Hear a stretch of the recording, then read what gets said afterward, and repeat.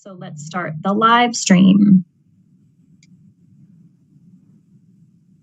I will now call to order the regular City Council meeting of May 11th, 2020. Due to the COVID-19 pandemic, this meeting is being held electronically, and members of Council are participating remotely pursuant to Council's electronic participation policy and to practice social distancing. Public access to the meeting is available on the local government access channel 8 for Comcast and Xfinity subscribers and on the city's YouTube channel online.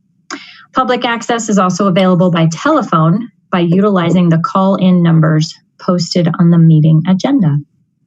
All callers will be muted and may only comment during the times allotted for public comment as indicated on the agenda. Those calling in and wishing to speak to Council may text 303-450-8757 to sign up to provide public comment. If you prefer to not text your name to the clerk, please speak up and indicate your desire to provide public comment when prompted at the appropriate times.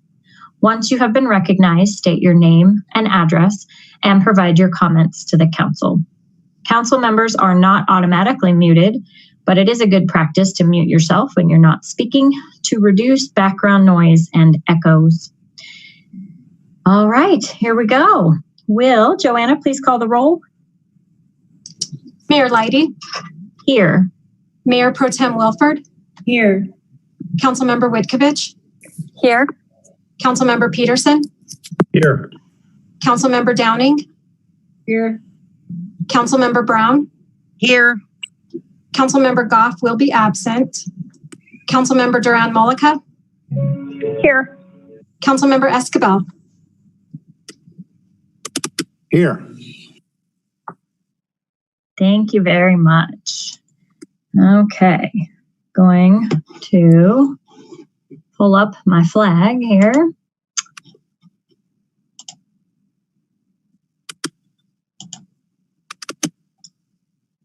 Oops. Where's my flag? On the screen. Do you see it? Oh, yes, ma'am. Fantastic. I'm going to juggle a little bit tonight. Okay. Well, please stand and join me in the Pledge of Allegiance. I pledge allegiance to the flag of the United States of America and to the republic for which it stands, one nation, under God, indivisible, with liberty and justice for all.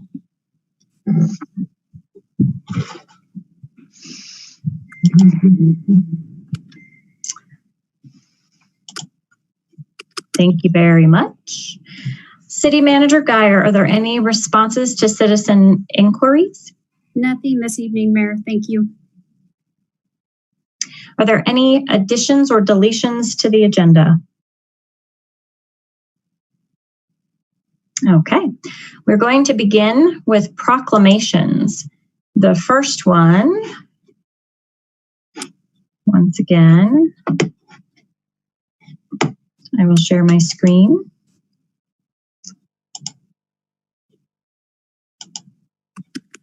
National Law Enforcement Week, May 10th through the 16th,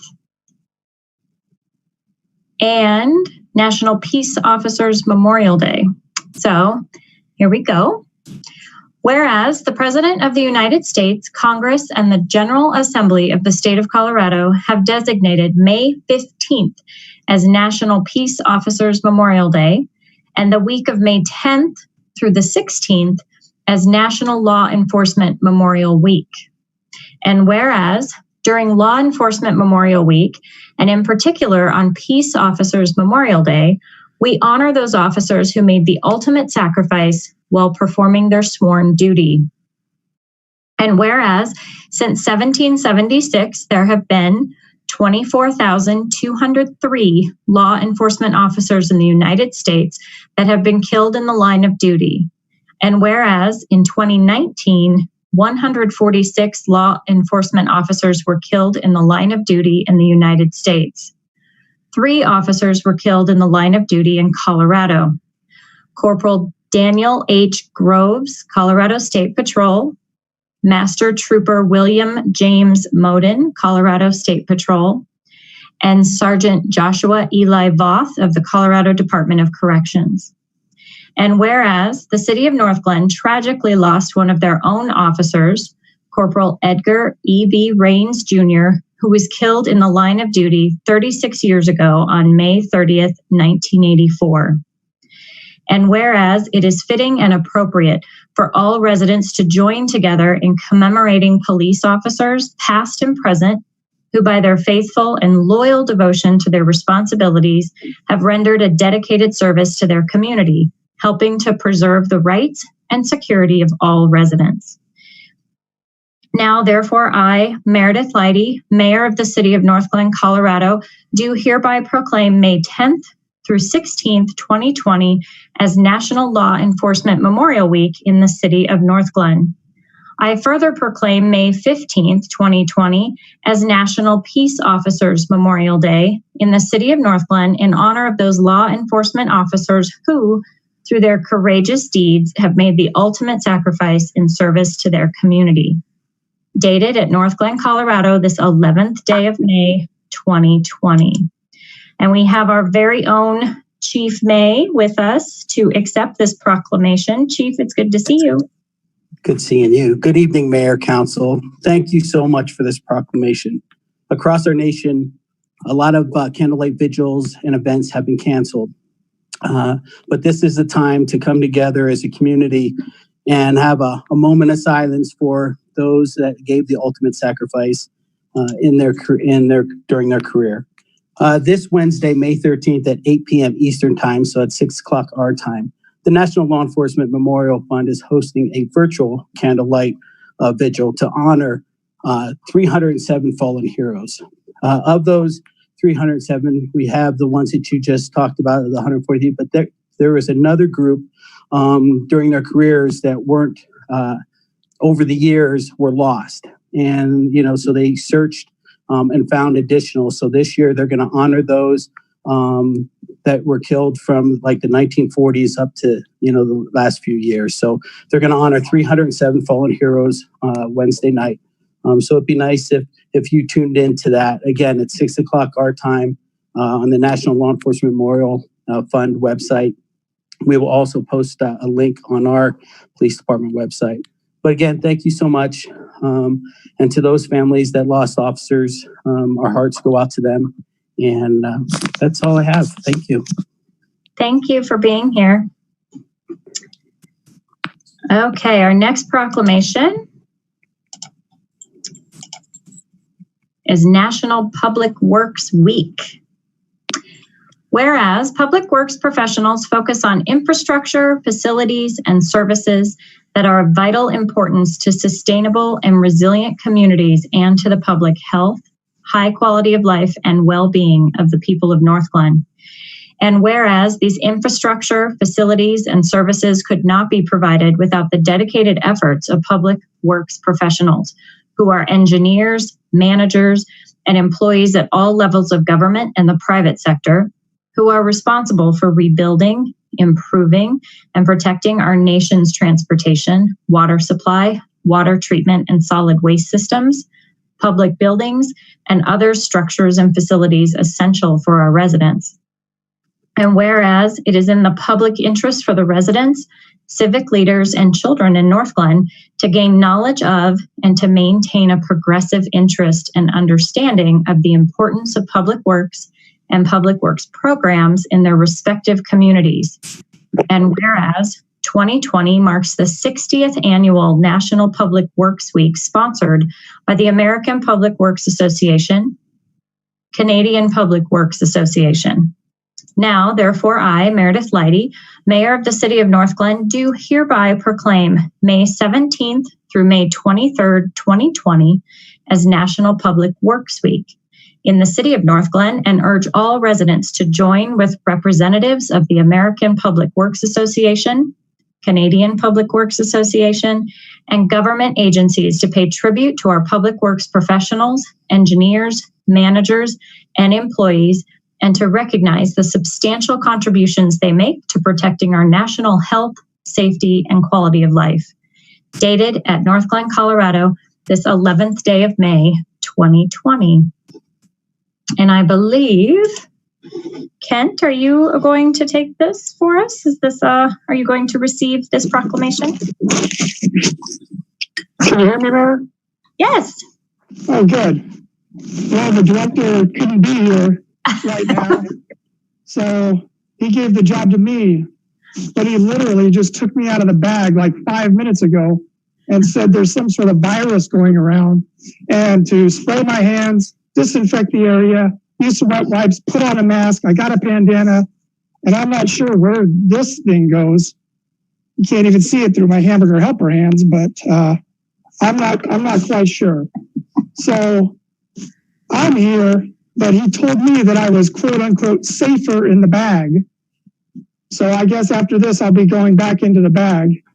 But in all seriousness, I thought I'd wear the cone tonight, jazz it up a little bit, get my jazz hands going. I got some stuff written on the board here. We have our National Public Works Week poster that we'll be displaying in our halls. I wrote some stuff on the board here. The handwriting's a little awful because I have hamburger helper hands. So, but I wanted to just share a little bit.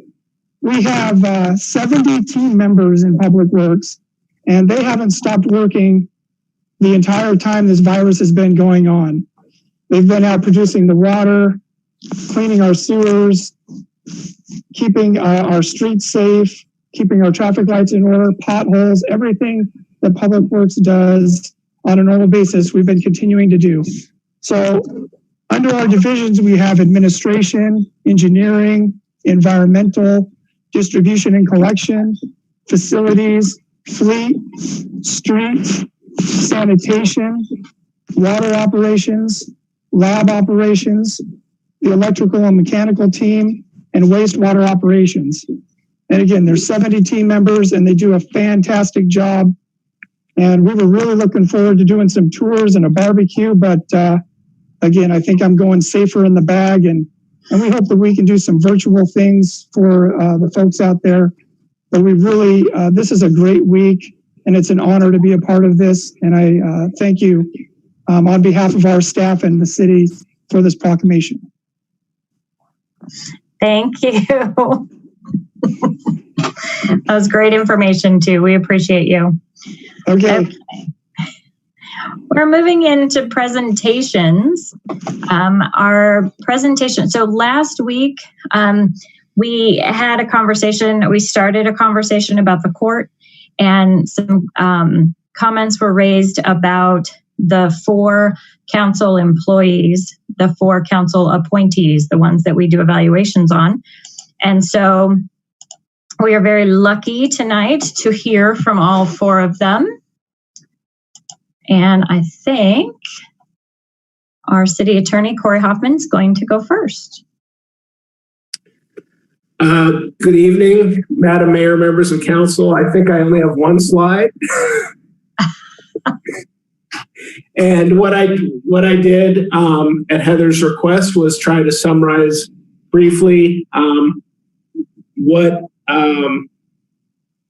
my work has been in terms of the COVID response, and quickly, in addition to participating in the meetings every morning with city staff, the Adams County attorneys, the attorneys for all the municipalities within Adams County, and then the attorneys for the county are meeting every Thursday to deal with COVID-related issues and share resources, which has been incredibly helpful.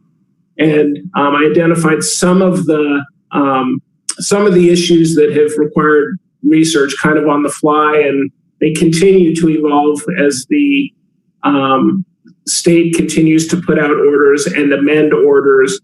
And so been working both with other municipal attorneys and with CML and trying to, address issues.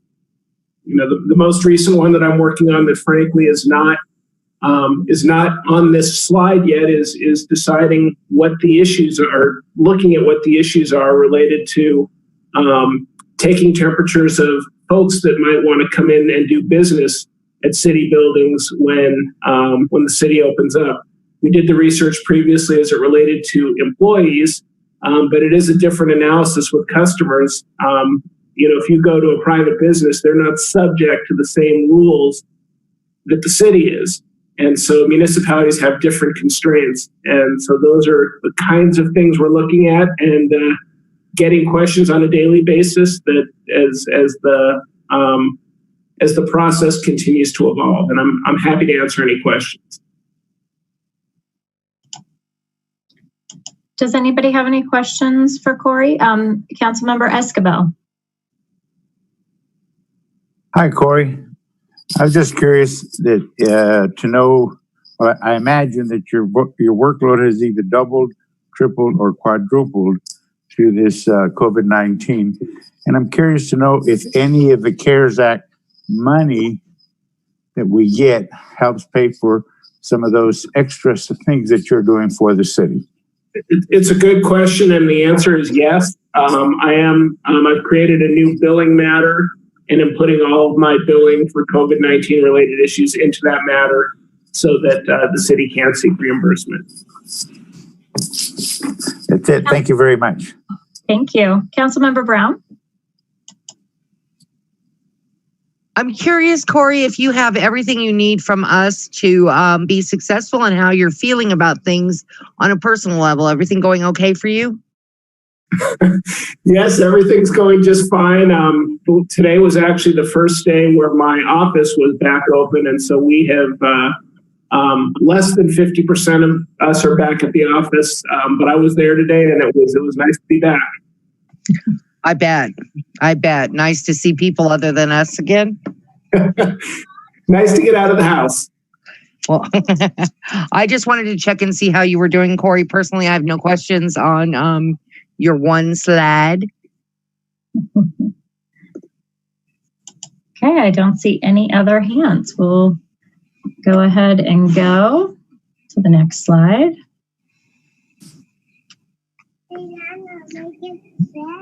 Joanna, you ready? Ready. Good evening, Mayor and Council.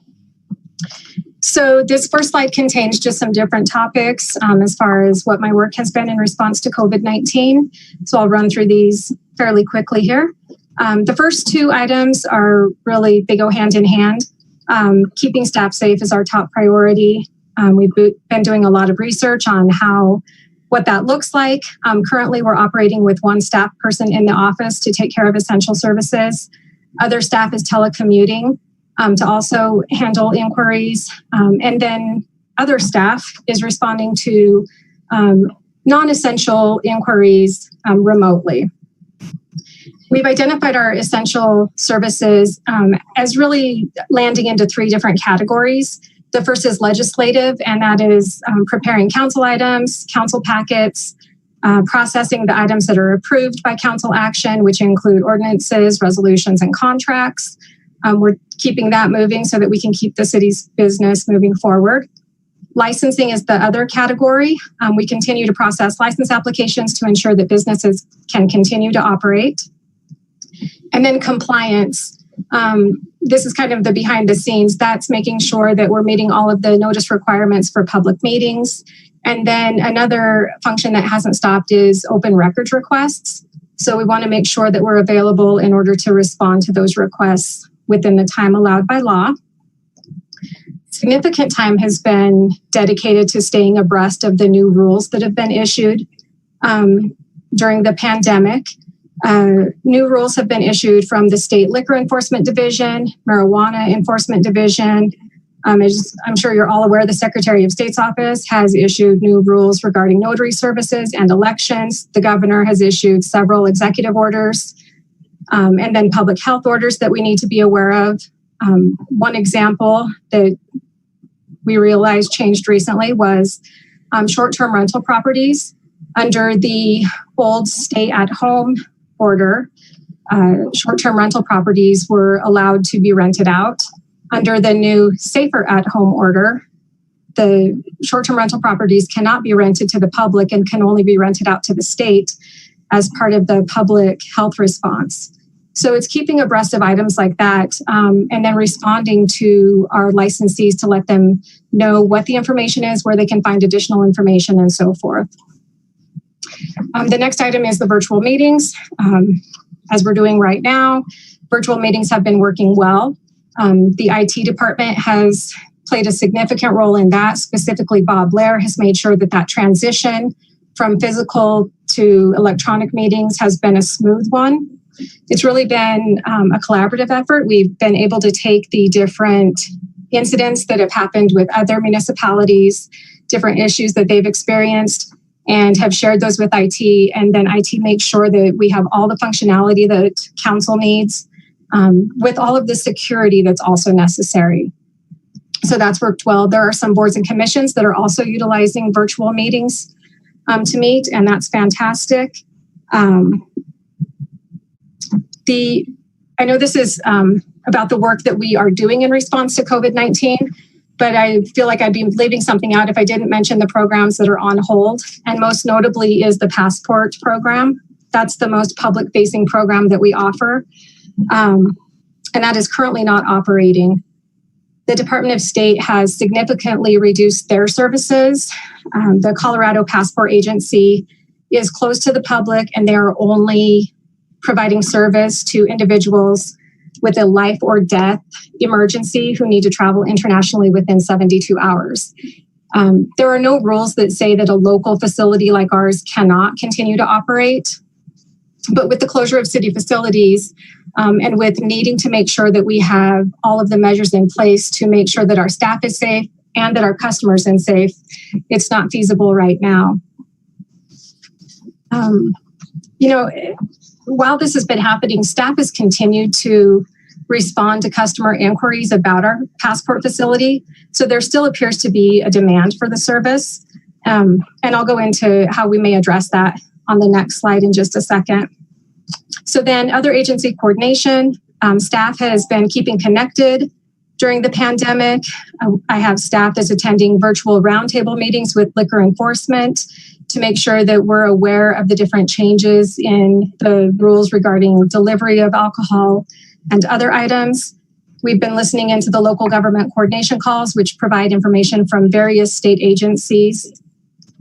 And then we're constantly receiving information amongst our network of clerks regarding challenges and also best practices from their cities and towns because they're navigating the same issues that we are.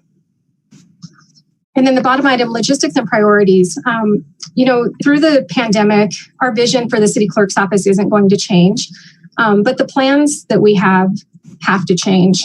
We're going to have to do business differently. So the logistics that we'll put in place will help us navigate to the new normal that we've been talking about. And it'll really include training ourselves to do different functions in a different way.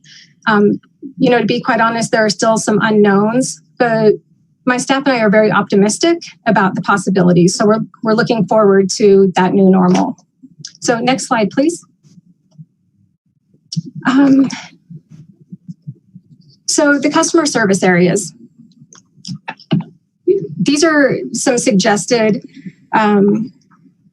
protocol to put in place in order to be able to open to the public again. So the first one is to minimize in-person contact. Before our perspective was the more the merrier. We loved having an office full of people. We kept track of the number of customers that we served each day, and we always tried to increase that. Now we have to realize that physical distancing must be followed, and that's going to impact that. By appointment only scheduling, we do have a system that we currently utilize for passports. And so the plan is to also utilize that for other appointments that can be scheduled in advance. One of the great things about the city clerk's office is once the doors are open to City Hall, the public will come in and we will have walk-in customers for different reasons, general inquiries.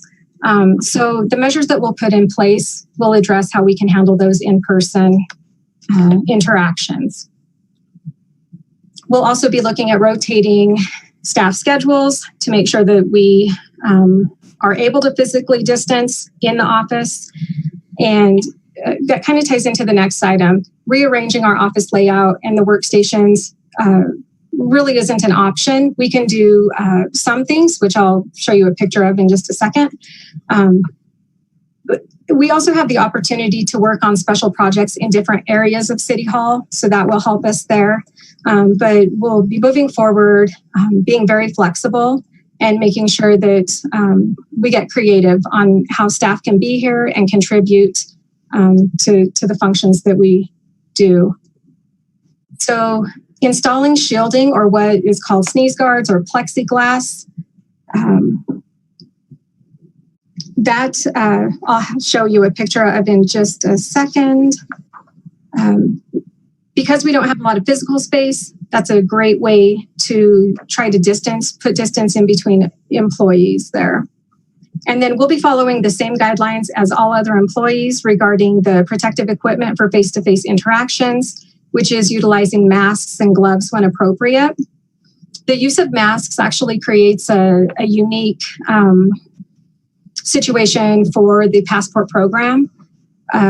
As part of that program, we're required to verify that a person is who they say they are and that their identity matches their documents and matches the photograph that they use to apply for a passport.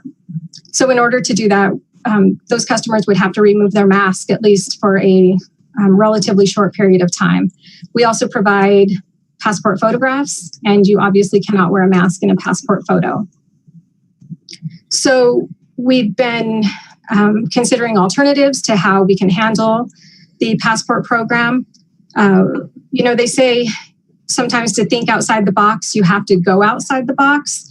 And we've actually been thinking about that in a literal sense. One of the possibilities that we're exploring is to actually go outside the box that is City Hall and offer curbside services.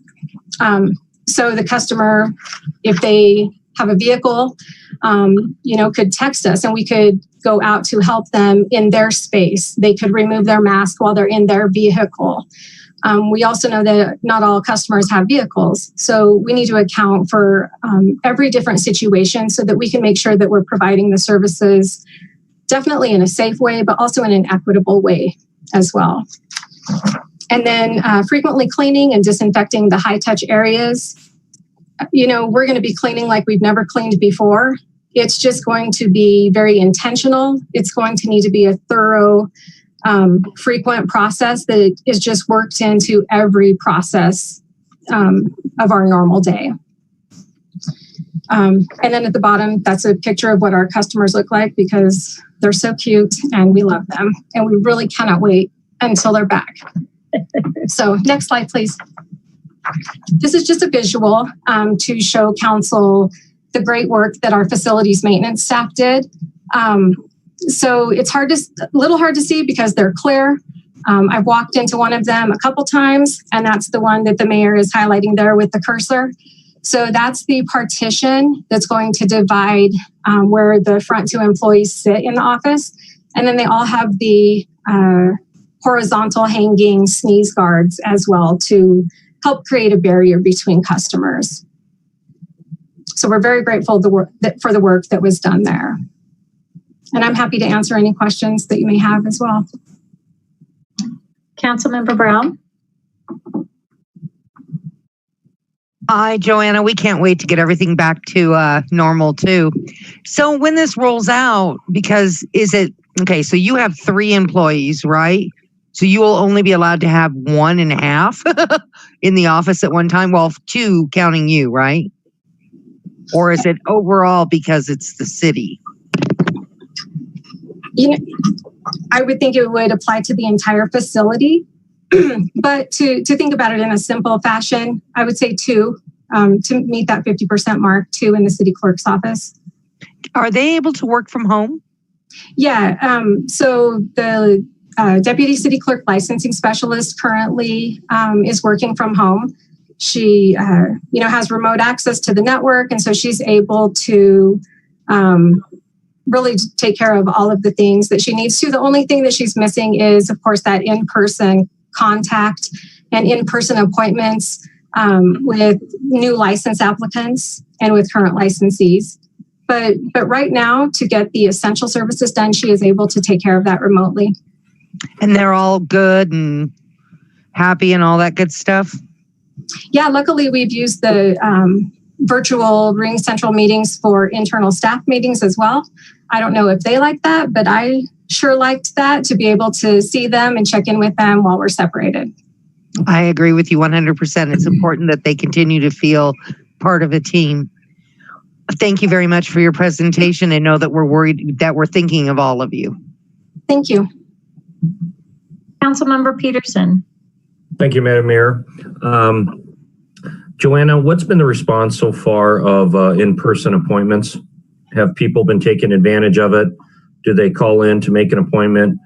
If so, what are the issues, beyond the regular issues that you deal with, absent passport services, but what are the things that people are asking for an in-person appointment? Has that been utilized? How's that going? So we haven't been scheduling any in-person appointments as of right now, since City Hall is closed until further notice. Our appointments are all blocked out. We do still receive inquiries from people who want to schedule an appointment. So when staff is communicating with them, they're very eager to come in. They're very eager to apply for a passport. And so we know that the demand is there. People still want to apply, but we just aren't in a place to be able to accommodate them at this time. All right, thank you. Yeah. Mayor Pro Tem. Thank you, Madam Mayor. Joanna, thanks for this overview. It's been really helpful. And it sounds like you all have a good plan in place. I'm just curious. I know that we had some space at one time down in the basement of City Hall that had completely glass barriers, whether it was for the judges, for the judge area, or for the police department. I don't know if those areas have been filled with records already, or if there's the potential that you and your staff might have any interest in moving down in that area for the time being. Any thoughts? That space is still available. The old police department records, not so much. We've kind of utilized that space for storage and for record storage. The old court area is still vacant. We're considering all possibilities. The tricky part with having to help customers on one side of the wall and having them on the opposite side of the wall and only having a small pass through is that we lose part of the ability to provide photo services. That once again, photo services isn't an essential part of the program, but if there's any way that we can keep that, we definitely want to, because we really love making it a one-stop shop for customers. We like for them to be able to take care of everything all in one location. So we will definitely, play around with ideas. And, ultimately, if we can't make sure that we can provide the photo services in a safe way for both parties, then we'll definitely think about utilizing another space in order to do that. I appreciate that. And I think maybe it might be worth a conversation with Bob. I've seen a number of different cameras as well as photo setups where, you're able to install a camera on one side of the glass and have a button that, takes the picture from the other side of the glass. So it might be worth something to look into. But, regardless, I trust your judgment and, look to you in terms of what your staff needs. Thank you. Do we have any other questions for Joanna? Councilmember Brown. I don't know if this is for Joanna or for Heather. Will we be taking temperatures of people when they come into City Hall? Or can we? Well, that's the research for the public facing question. That's the research that Cory's doing right now. Going back to his slide. So that's something that he can chime in if he'd like to. We're currently working and getting really close to being finished with our protocol for temperature and symptom screening for staff. For staff, okay. Yeah, Councilmember Brown, that is one of the primary things we're looking at is there's a question as to whether, frankly, it violates the Fourth Amendment to have it's a type of search to require someone to take their temperature, have symptom screening prior to getting the benefit of governmental function. It's a close call with employees, but we erred on the side of, in light of the governor's order and the public health order, that it was okay to do it for employees, but it creates a whole new set of issues with customers. And so that's what we're looking at. And is the difference, okay, like I went to my chiropractor reopened and I went to his office. Is that the difference because he is a physician and I was a patient that I could do that I had to do that? One is private and the other is government. So folks that, for example, you go to get a haircut, you have a choice. You don't have to get that haircut. You can go somewhere else. People can only pay their utility bills in Northglenn. And so the question is, as a governmental entity, whether you can require it to enjoy governmental services. So it's a different set of facts. Thank you. Cory, can I ask you about that? Because I thought I was on a call with Adams County recently, and they were looking at the Adams County government buildings having like a walkthrough temperature screening. So how is that different? It is no different in that we're all looking at whether the walkthrough is still a form of a search. And the question is it the type of governmental action that is too invasive? And it's always going to be fact specific. And I think many believe that because this is kind of an extreme circumstance, that maybe folks' rights can be infringed upon slightly more for the public health and safety. But those are the issues we're looking at. Can you tell me how a metal detector is not infringing on those rights? Yeah, because it doesn't relate to it's a medical condition. It's not, the person, how the person feels or their medical condition. It's whether they're carrying something that's not allowed in the courtroom or wherever you're going. Okay. Thank you for your expertise. Certainly. Any other final questions for Joanna? All right. Thank you so much. So we are now moving to Judge Bailhash. Welcome. Hello. There you go. All right.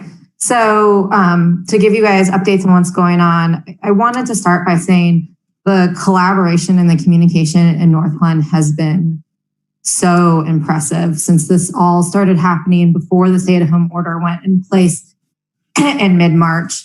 The communication between myself and Heather and Tammy and the city prosecutor, Christy Osmus, is just, I really feel, even though we all have our separate roles to play, that we've really been functioning as a team.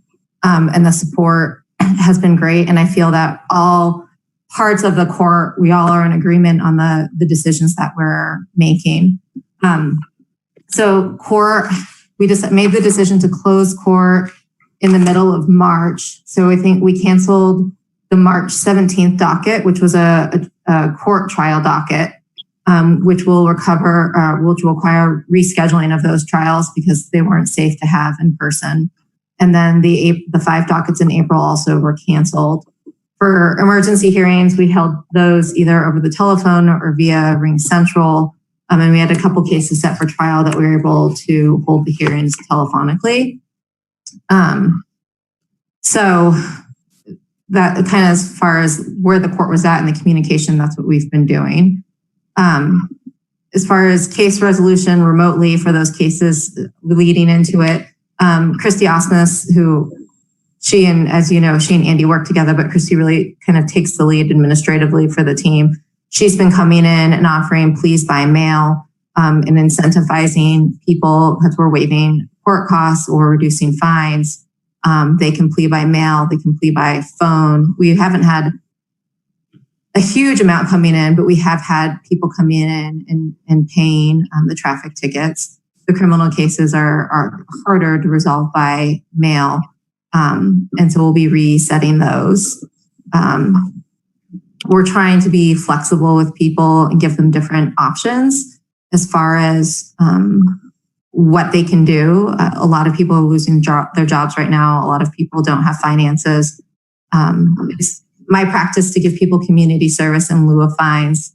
So we're making sure that people know that that's available, and knowing that normally people would have to do community service at a nonprofit. So things I've been suggesting to people are letting people know that, I'll take yard work for a neighbor, cleaning a house for a family member that you've been having contact with that's safe. I'm trying to make things a little bit easier for people to establish those types of things. Last week, we had our first week of virtual court.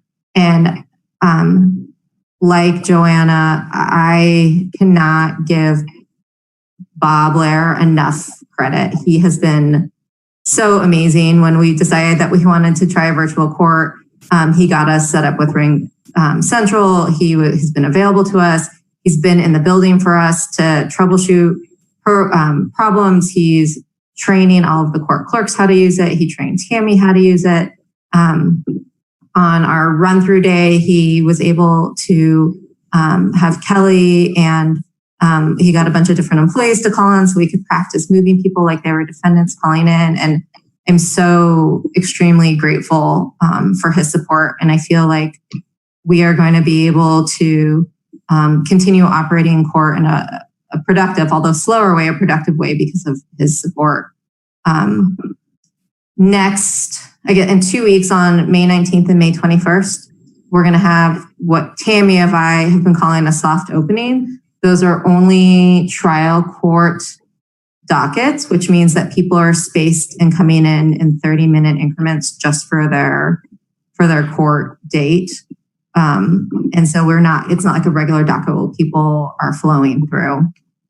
And then in June, because of the closures in April, we added extra court dates in June. So we have a morning docket on June 11th, and then we're also having a full day docket on June 30th to try to make up for the closures that we had in the end for the March and in April.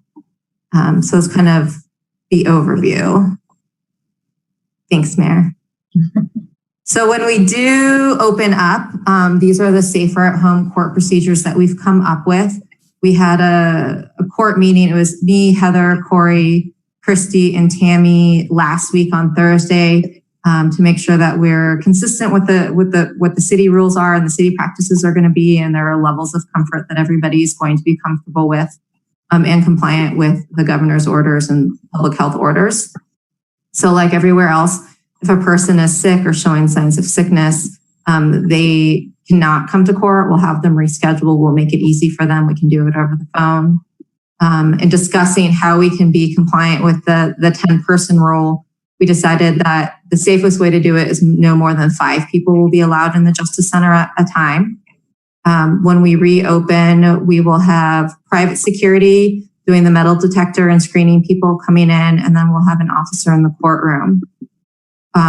Once we get to the 5-person limit, we'll have the private security guard take people's names and phone numbers, and we're exploring the use of software like Table Ready, what you get at a restaurant. If your table's ready, you get a text. I believe Tammy's been working with Bob and Kelly on that since Thursday. I don't think we've decided what we're going to do. We're hoping that in May and June, the weather will be comfortable. So people who don't come in a car can be comfortable outside. And if they're not, we'll figure out a way to accommodate them. We can send them over to the BD side of the lobby and work with people that way. And if they don't have phones, we're trying to figure out some sort of physical sign, whether we write, put a green sign up and then you come up or something like that. We're still trying to figure out how we'll do that if a person doesn't have a phone. We are strongly encouraging people to wear face coverings when they enter the Justice Center. If people don't bring their own, Tammy has ordered disposable masks and gloves. We can provide those to people who want them. We're going to have people wash their hands before they check in with court, requiring social distancing. So similar to the grocery store, we're going to put stickers on the floor for the clerk's windows when they check in and out. We've already blocked off seats to be able to maintain social distancing when waiting. And so if you go, Mayor, if you want to go down and show the pictures. So those are the signs that we're putting on the chairs. And so we measured it out 6 feet front and back. And then if we go down to the next slide, it shows the courtroom. So on the photo on the left, that's a plexiglass divider that maintenance made that we were originally going to put on the prosecutor's desk. It didn't work for the prosecutor's desk, but when we have court trials, the prosecutor is going to have to sit next to her advisory witness, and we're trying to figure out how to make that safe. So that is one of the ideas that we had, and we'll see how that works. And then you can see in the courtroom where we spread out, we put the signs where people can't sit. So we have that on both sides of the courtroom, in the waiting area. And then if we go down a slide, I think it shows the waiting room. Yes, so that's the waiting room. On the other side of the courtroom, after people check in, they wait there. The slide on the right is a computer that Bob set up for us where a defendant will just stand in front of the video screen and we'll just have a live connection between the prosecutor and the defendant so that they can have a conversation with the prosecutor in a private setting. And then the prosecutor doesn't have to be in close contact with the defendant. The prosecutor's office is pretty small, and to maintain it wouldn't be possible to do safe social distancing in her space. And we felt that this was the best way to allow people to have a private setting to discuss with the prosecutor and maintain safety. And so that will be on all the time. We put a sign under it that says "Do not touch," because we were trying to figure out, do we have people wipe down before they come in? Do they wipe down after they leave? And we figured if we remove the chairs and have them sitting or standing there, then that prevents that problem. Of course, if somebody can't stand for extended period of times, we'll make accommodations for people upon request. So that, I think that was my last slide as far as photos go. Yeah, so I feel like things have been going as smoothly as I can given this time. I feel like, or I know I'm surrounded by an amazing team. And I'm really proud of us. You see a lot of emails going on between the Colorado Municipal Justice Association and the Colorado Municipal Court Administrators Association, and you can tell that we're on the group of people that are really well prepared, and we're already working out bugs and kinks. One thing that I've been struggling with that I'd like council's opinion is whether or not I should wear a mask. It's really hard, as you all know, to project your voice while you're in court. And eventually people will be in the courtroom with me. Where they are from the podium to me is 11.5 feet. We are going to put up plexiglass between me and the clerk that sits with me in the courtroom. We're going to put up plexiglass dividers between the clerks and their checkout area. And so one of the things I was thinking about was wearing my mask when people came in and pulling it down if people are having a hard time hearing me. But I guess as people who, I guess I'd like your opinion on whether or not I should wear a mask or I should not. It seems to be a common struggle for a lot of judges. Councilmember Peterson. Yes, thank you, Madam Mayor, and thank you, Judge. My first question is, do you want to wear a mask? I don't feel like I need to. I want to lead by example is the reason I would want to wear a mask. My thinking is beyond your own preference and the efficiency of your court. What if you want for your own safety to wear a mask? I encourage you to do so. If that then means that you're muted and unclear, what about the opportunity of just setting up a microphone? So whatever you say, you don't have to project your voice, but is projected then electronically. So even with the microphone, it's still a little bit muffled. I was on Thursday, we had a juvenile come in with his mother on a review, and I was talking to him through the clerk's glass, and it's a microphone system. So the microphone projects my voice. And even when I was up next to the microphone with the mask on, they were having a hard time hearing me. But I guess what I could do is start with it on and then pull it down if somebody's having a hard time hearing me.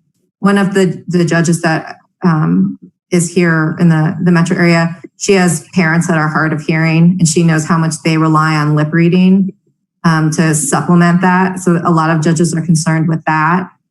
I'd have to say I'm leaning towards not wearing a mask for all those reasons, but if it was inconsistent with how the city wants its employees and members to be setting an example, I wanted to get that feedback. I would encourage you to do what you think is most efficient for your own benefit and that of your court. Thank you. Does anybody else want to weigh in? Councilmember Brown? I'm trying to think about how I feel about that. You know what I mean? I used my doctor's appointment today. Really couldn't hear him, so I get what you're saying. I'm not sure. I mean, you're 11 and a half feet away. I'm not so sure that you showing, leading by example is as important for you. But I wouldn't know. Cory, what are they doing at We don't know yet. The courts haven't really reopened. None of my municipal courts are reopened. I think that the judge is in a unique position where she is physically distanced. The only question is whether any of her staff is going to be close, within that 6 feet. But at this point, everyone is still experimenting and trying to figure it out. I guess it's, I could live either way, Judge. I think that, like Randall said, it's for what works, what you feel that you can do the best possible job on. Okay. I would ask why we can't. I noticed that we would recommend that people wear masks. Why can't we say a mask must be worn, Cory? It's the same issue. It's less, my gut is that it is much less intrusive to require someone to wear a facial covering as opposed to actually taking their temperature, but that's part of the analysis. Cory, can you say more about that? Because I thought we could, we can say as a city that in city buildings or in our court, they need to wear a face covering, especially if we're providing it at the door. Yeah, I think it is likely we can because it is much less intrusive. Okay. So this question that the judge raises actually makes me think about city council meetings. We haven't really discussed, when we're coming back. We said we were going to do virtual meetings through the end of May. But if we're looking at June, what might that look like? Or do we continue in this format for a period of time? I'm picturing, all the plexiglass everywhere and the mask situation. I don't know when that conversation is going to take place. So we have no guidance for you, Judge. At least we're honest. Yeah, I see the argument for not wearing it because you're so far away. If you were to get up and exchange a closer conversation, I'd probably put it on. Right. But the hearing loss piece is big. As soon as you mentioned that, I was like, oh, there are so many people that have mild hearing loss, right, that don't share it, that really do rely on the lip reading. So I think what I'm going to do is, and I talked about this briefly with Heather and Cory on Thursday as well, is I'll always keep a mask with me. And if someone is uncomfortable with me not wearing a mask, I'll put it on. And if anyone looks kind of hesitant or asks, I'll explain that I measured. I know it's 11 and a half feet, and then in doubt, I'll always have it with me so I can always put it on. We could also put a plexiglass shield in front of me if we get a lot of I guess, negative feedback about it. But I think before we have maintenance go through making one, because we're already having them do a couple of different partitions, because the clerk that sits next to me in the courtroom, we're barely, like, we're 6 feet apart. And so I know 6 feet is the guideline, but a little bit further is probably better. So that's where we'll have the plexiglass shield, just like Joanna has in the clerk's office. Can I ask a question? Yes. So I'm a little confused, so I want you to help me understand. We're only going to have 5 people in the courtroom at one time? Is that according to the seating? So when you brought those 5 people in, could you not make a, public service announcement as to why you don't have a mask on? Yes, I could. That's a good idea. I think that would probably help with any misunderstandings or anything. Yeah. And lead to some credibility on our part that, you are that far apart from them. That's a good idea. Just a suggestion, yeah. No, I like it. Yeah, I'll just explain it before we start. Kind of like Meredith does our meetings. Yeah. Right. Councilmember Downing. Unmute, baby. Unmute first. Sorry about that. I am inclined to think that maybe we ask our staff to put a plexiglass or something in front of you. That way it would eliminate the problem of you wearing a mask or not wearing a mask. I don't think that would be a real issue for our staff to do that, because setting an example, and that's what the city is trying to do, of wearing a mask, and then you don't unless you make a public announcement. I just kind of am weighing in on, I would think that the plexiglass in front of you, and then you could also say, that I've got this in front of me. That's why I'm not wearing the mask. But if you prefer me to do that, I will. It's kind of what I'm thinking. Okay. Mayor Pro Tem and then Councilmember Mullica.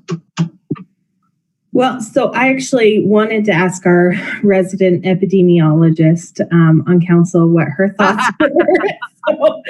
So I'll actually just defer to Councilmember Mullica. So I actually think the plexiglass in front is a really good show of us, taking the proper precautions. I totally understand not being able to wear a mask and project, and people really being able to hear you, let alone be able to read your lips. I mean, it affects that whole communication that you need to have. I think that I think the best choice would probably be the plexiglass in front. I mean, I think it's just us just doing, our good faith effort and keeping everyone safe. Okay. Joanna. I know it's odd for me to raise my hand now, but just want to throw this out there because my staff has been looking into these special masks that they actually make for the hearing impaired. And so they're hard to come by right now, but I'm keeping my eye open for them. They cover your nose, but they have a clear space so that people who need to read lips can still do so. So we kind of want some of those mainly for hearing impaired folks who need to communicate that way. And also because it's just nice to see people smile behind the mask as well. So if we can find some of those, we'll definitely send some over to court as well for another option. Thank you. That's cool. Okay, thank you so much. All right, I think our last but not least, Mayor Pro Tem, did you have something else? Yeah, I just wanted to ask a final question of Judge Belhesh. Is there anything else that you need that perhaps we haven't covered this evening? No, Tammy is great with our budget. And so we've had the money to buy what we need out of the court budget. Bob, like I said, I can't sing his praises enough. We've asked for cameras and microphones and monitors and computers, and he's gotten it to us remarkably quickly. So the only thing that we are short on is hand sanitizer, but I don't think that's anything that can be controlled by council. Great. Well, thanks for joining us this evening and giving us an overview of your plans. It sounds like you've got some great things moving forward. Councilmember Escobar. Thank you. I wasn't going to weigh in on the mask situation, but I got to thinking about it. And I would be in favor of you not wearing a mask. As Julie kind of mentioned, you have the plexiglass, and I think that's enough protection. And the reason I take that position is I believe that as a as a judge, your demeanor is very important. And if you camouflage or hide that demeanor, the person before you might not get the complete message. That's all I have. Thank you. Thank you. That's a really good point. Okay, well, thank you so much. All right, I will go back to sharing my screen. City Manager Geyer, you're up. Thank you, Mayor. So I've put a couple of slides together that look different than the past COVID-19 updates that I've provided to council. So my primary focus right now is managing the city's response to our health pandemic. This is unprecedented and something that we have not experienced, nor our neighboring communities, let alone certain communities within the state. And I'm aware of colleagues on a national level who have dealt with different health pandemics. I think most recently Ebola in the Dallas-Fort Worth area. So it's great to be able to be connected to individuals such as those colleagues that I have and really lean on them and learn how they've taken steps in their response to past incidences. So there's really three key focus areas or priorities, if you will, that have been a priority for City Council. And that's been building the city's road to economic recovery plan and really getting a sense of where council wants to go with this particular framework. Additionally, managing CARES Act community investment process. And we're going to have a discussion, council is this evening, on that piece. And then managing the Northglenn New Normal plan. And that plan I presented on last week, and you heard more about from your council appointees this evening in terms of what's underway. That's a dynamic plan that's being updated daily, if not weekly, based on additional guidance, as our city attorneys mentioned tonight, which is ongoing. Another key piece of my role is to support City Council. And so since mid-March, I've been providing 2 daily updates to City Council related to COVID-19 specifically. Rupa Venkatesh, our assistant to the city manager, puts those emails together. And then staff directors make contributions to those emails. And we provide that email once in the morning, usually before 10 or shortly thereafter, and then once in the evening around 6 o'clock. I continue to respond to requests for information, not only related to COVID-19, but other city operational needs. Another additional focus is to support and provide direction to staff through consistent and frequent communication. One of the things that I started early on in our COVID-19 response is to provide a Sunday message of hope for the week ahead, as I call it, to all our employees. And so that's typically an email with a theme, whether that's yesterday it was rest. I think quite a few of us are feeling the fatigue of being on a lot of virtual Zoom calls or whatever virtual platform it is. And so my message to employees yesterday was rest. It's been a continual message of let us know, let your supervisors, managers, directors know what you need through this response. And also a way for me to connect with employees and show appreciation and provide thanks to them.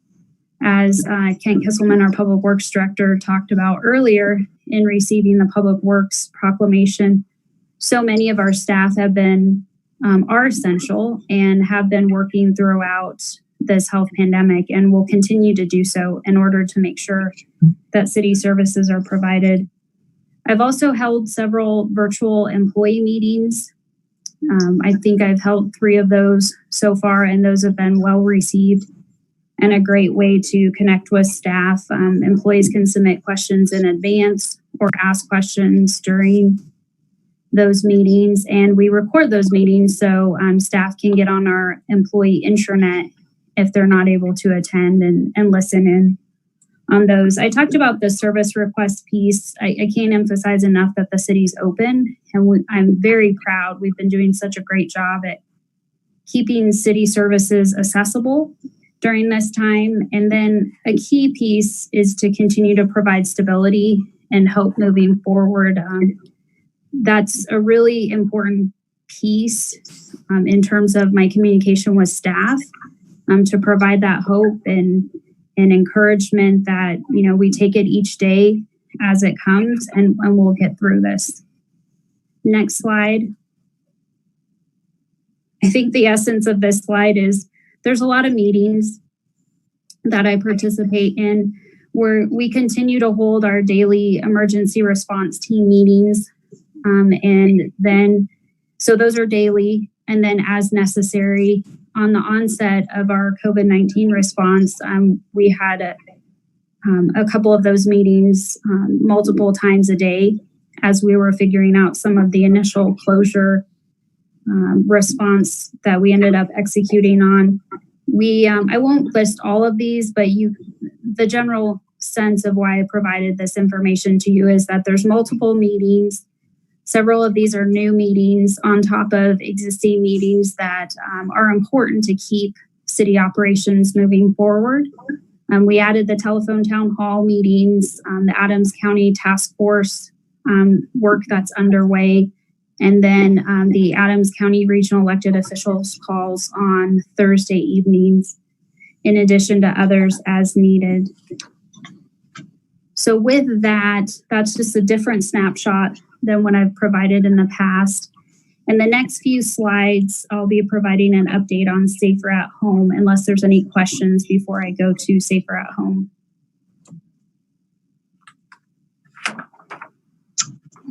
I don't see any questions, so we'll keep going. Okay.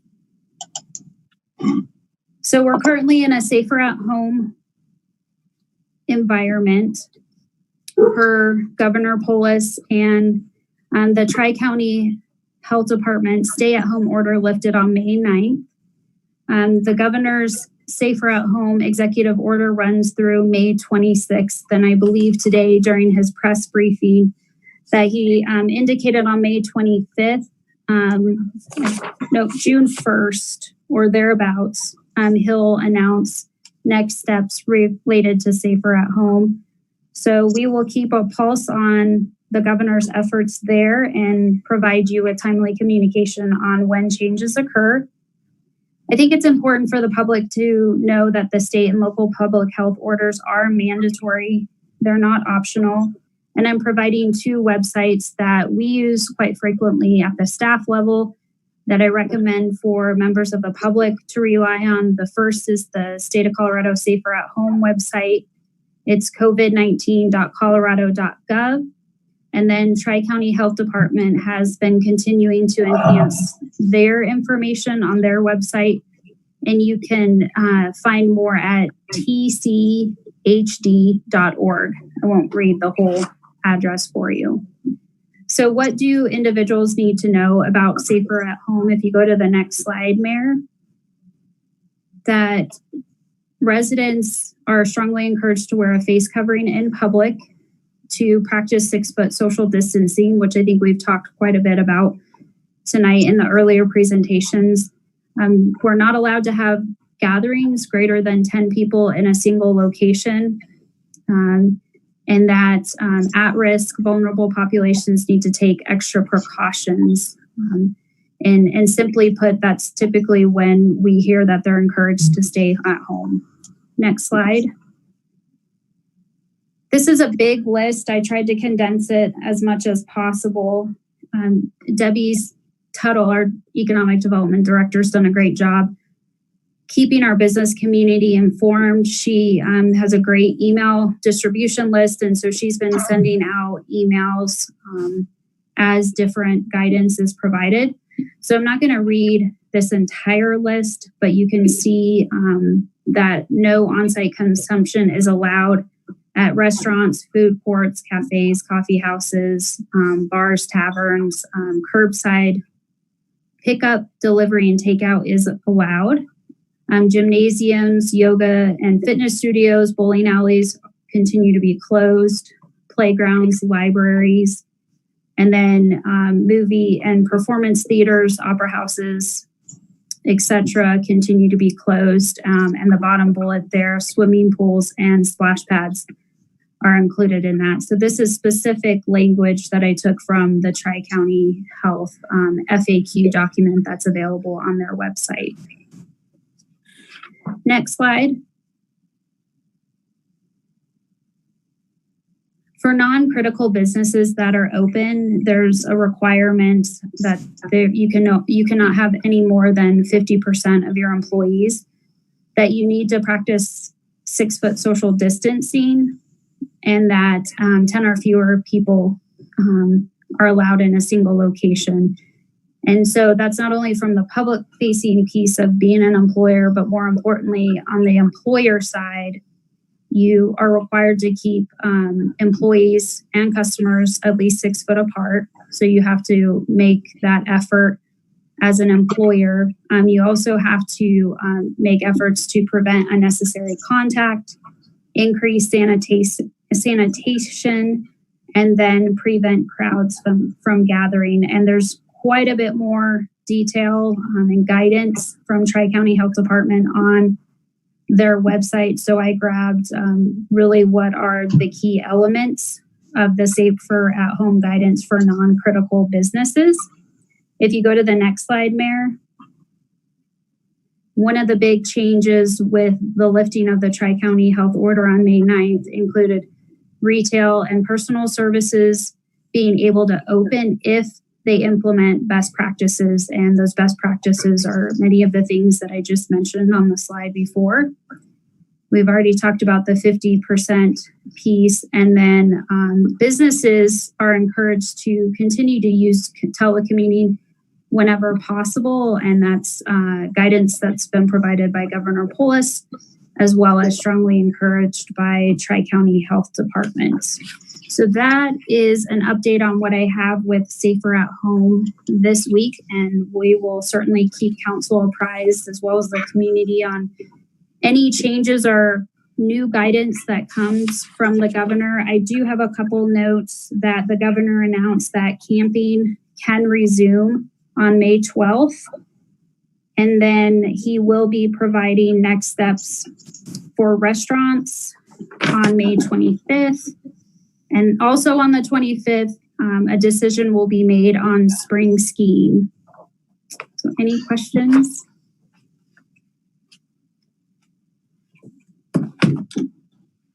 Councilmember Brown? I don't know if this is the right time to ask or not, Heather, but you sent me the email today that they are going to open the base camps. There are the base programs at the school. Do you know when that is effective, since the schools haven't been open? Do you have any idea when they're going to open them? The base. Pat Hamilton in his message to me this from the other day said June 8th, but I don't know the specifics about the logistics involved. In that, I can certainly, if there's something specific that you'd like me to ask, I can follow up with them. But he did indicate that they are. As of a week ago, they were in a space of not sure if they were going to provide their summer day program, but they have made the decision to provide that. I know that a couple of years ago, they really condensed it down during the summer, and most of the Adams County, or the Northglenn schools, all had to go to a Thornton school. It was elementary school at that time. Are they looking at anything like that, or do I just need to wait for more additional information? Let me follow up with Pat Hamilton. I don't have that level of detail, so let me check and see when he'll have that information. Okay, so, thank you very much. Becky, I can tell you, because my daughter works for base, when they consolidate like that, it's based on summer construction. not necessarily on anything else. So, and it depends on what's open. So I know there's going to be one at that STEM school by your house. Okay. That was the big question. Thank you. Yeah, you're welcome. Julie, did you want to add to that? My comment was the exact same thing. It mostly depends on who has projects over the summer, construction projects over the summer, and where that goes.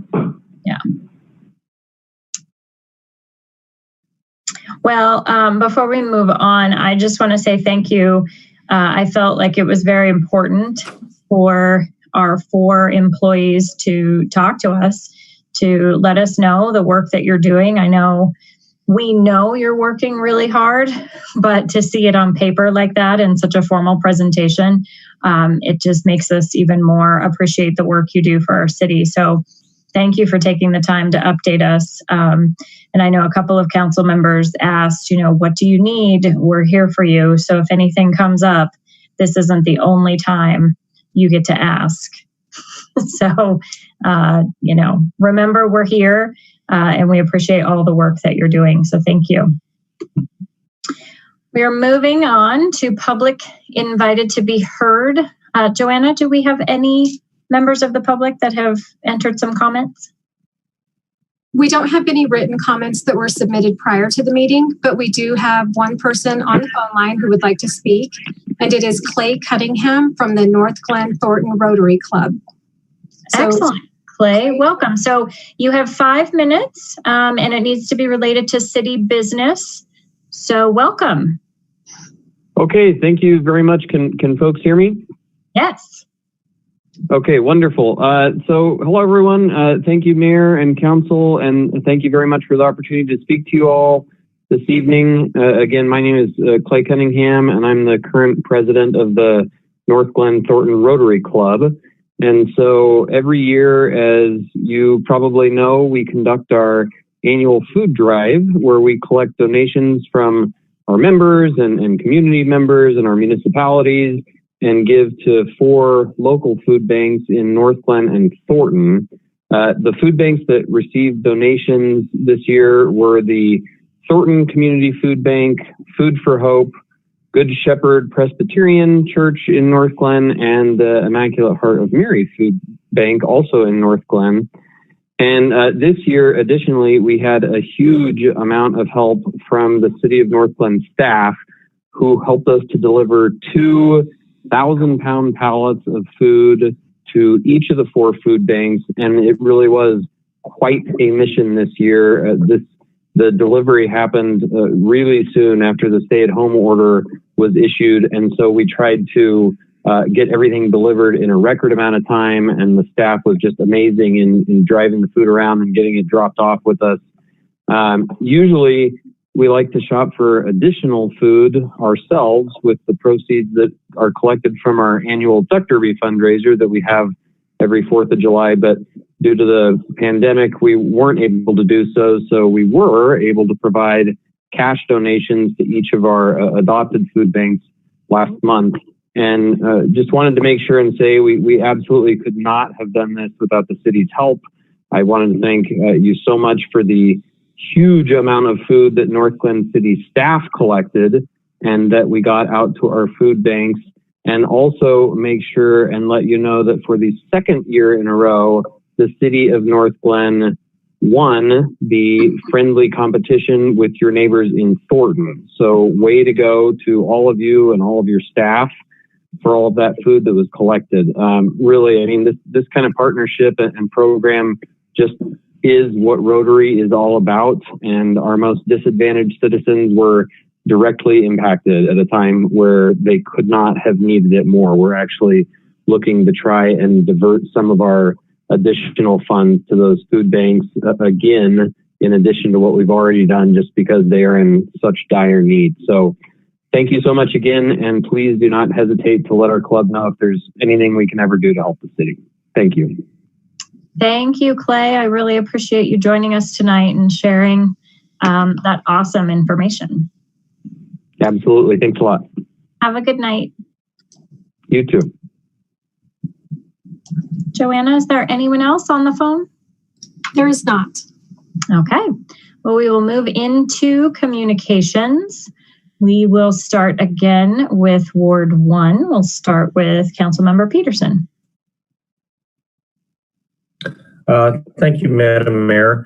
Want to report out that the Elevate Grant task force that includes Councilwoman Wickovic, Councilwoman Wilford, and Councilwoman Brown and myself have been working very hard in terms of taking a look at the applicants that have come in requesting funding for the Elevate Grant for the money that was created. I believe that Debbie is going to report on this a little bit later tonight, but per council's request in terms of transparency and oversight, we've been taking a look at every single application, and every application has staff contributing to their analysis and a two-tiered rubric process where council engages in that as well. And so we are approximately halfway through the totality of the applications received and hope to finish that work up on Friday of this week. Thank you very much. Councilmember Witkovich. Thank you, Mayor. Nothing for me tonight. Okay. Councilmember Downing. Just a couple things.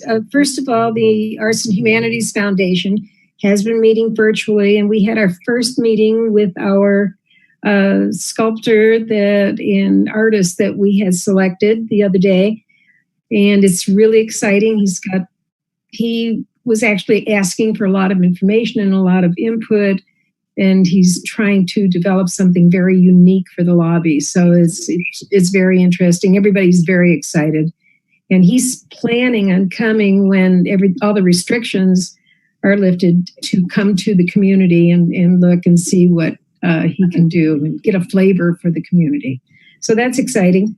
The Historic Commission actually canceled their meeting, but the community garden over there at Stonehawker site, they have started working on it so that they did the rototilling and the planting.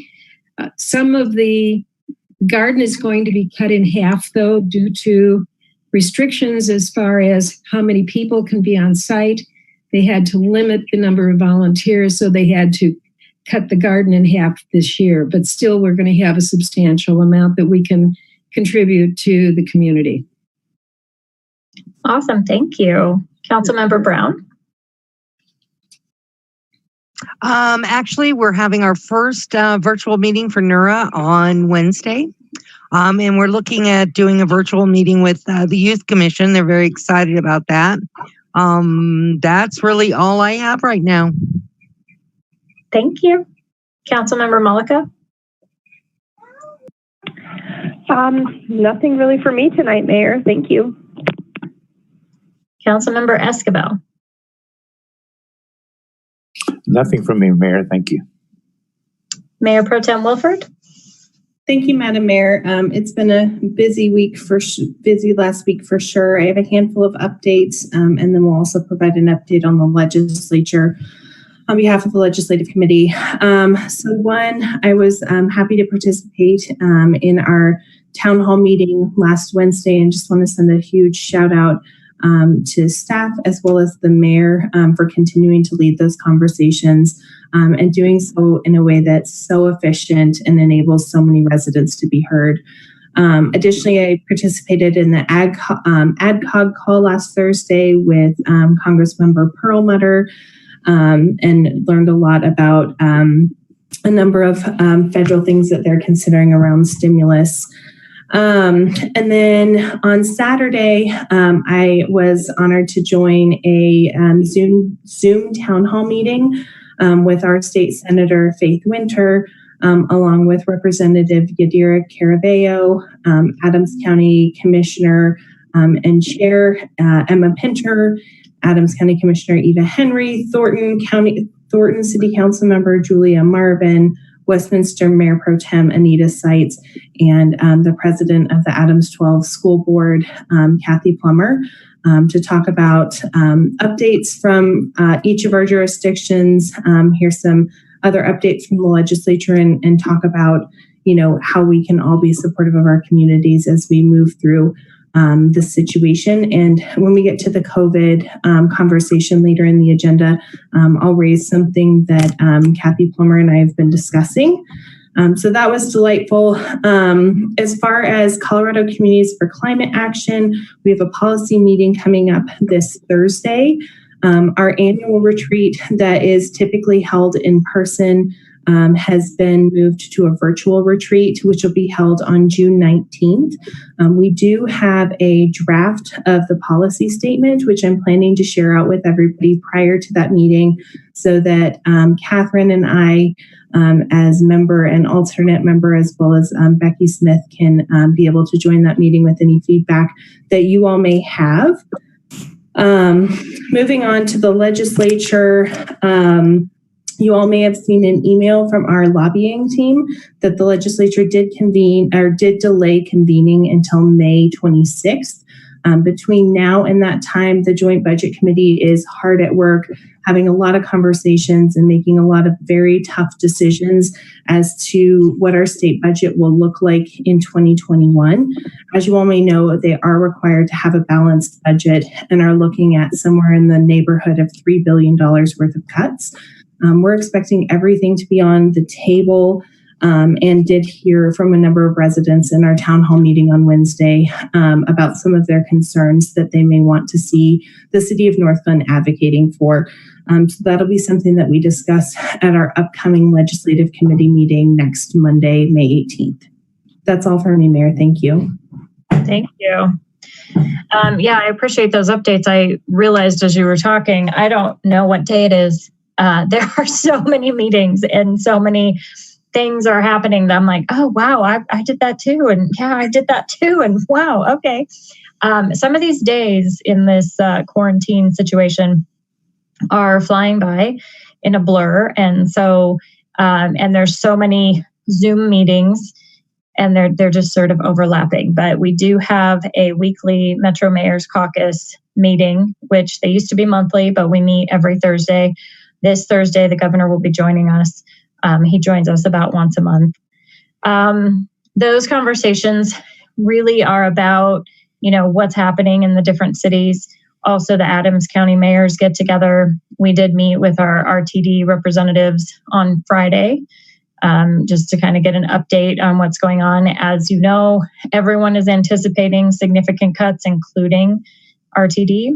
So, their plan for that is, they're rolling that out. Everyone is coming together to figure out where those cuts are going to come from and what they're going to look like. So, and then the telephone town hall was great. I just want to shout out to Diana and Bob again. He has been amazing through this with technology and just kind of really just being everywhere for everyone as we transition to all this virtual work. So thank you to Bob.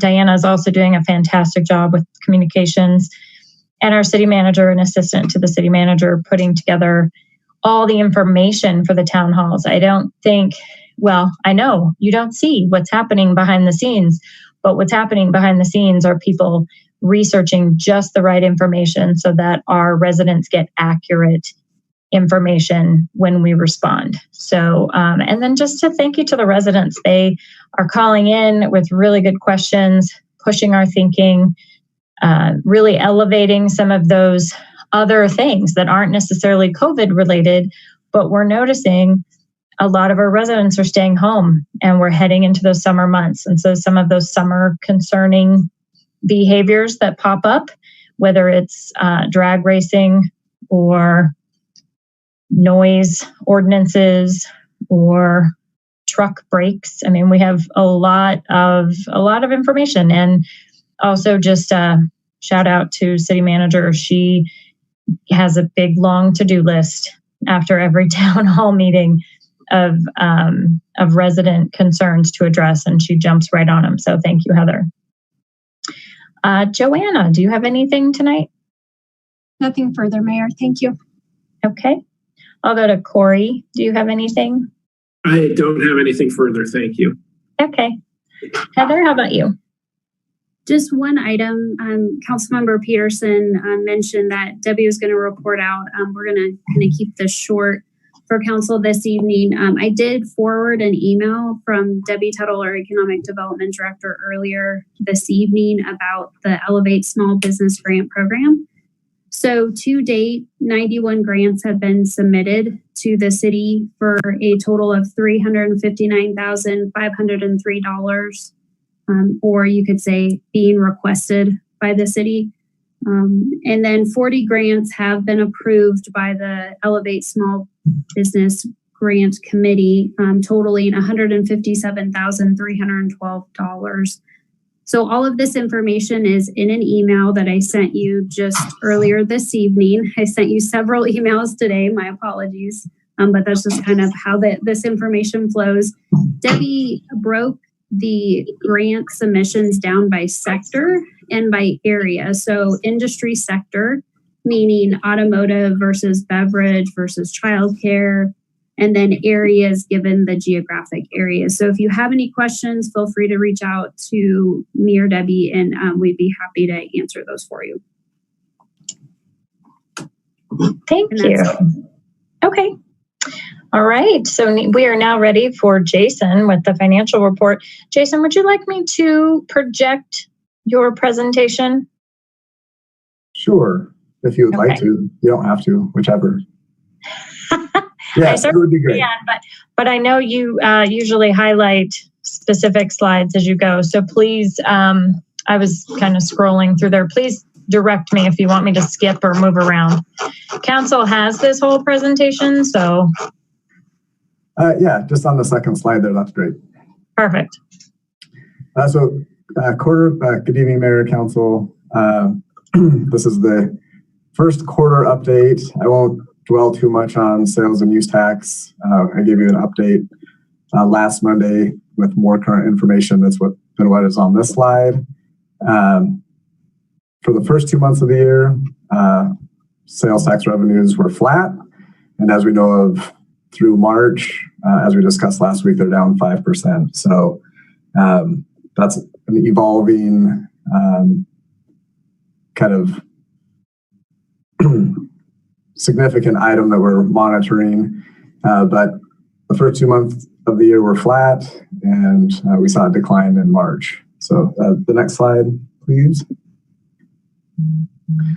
So the general funds, as you can see here, this is just kind of a budget to actual report. Collection and spending rates are in line with what we typically see. A couple of things to note beyond the taxes, since we've talked about them specifically a lot lately. One, property tax is up 20%. We had seen that come through in the assessed valuations. So in that taxes line item, property tax is up 20%, as I mentioned. Other areas of note in the general fund revenues, charges for services were actually up 21%. Specifically, this was kind of a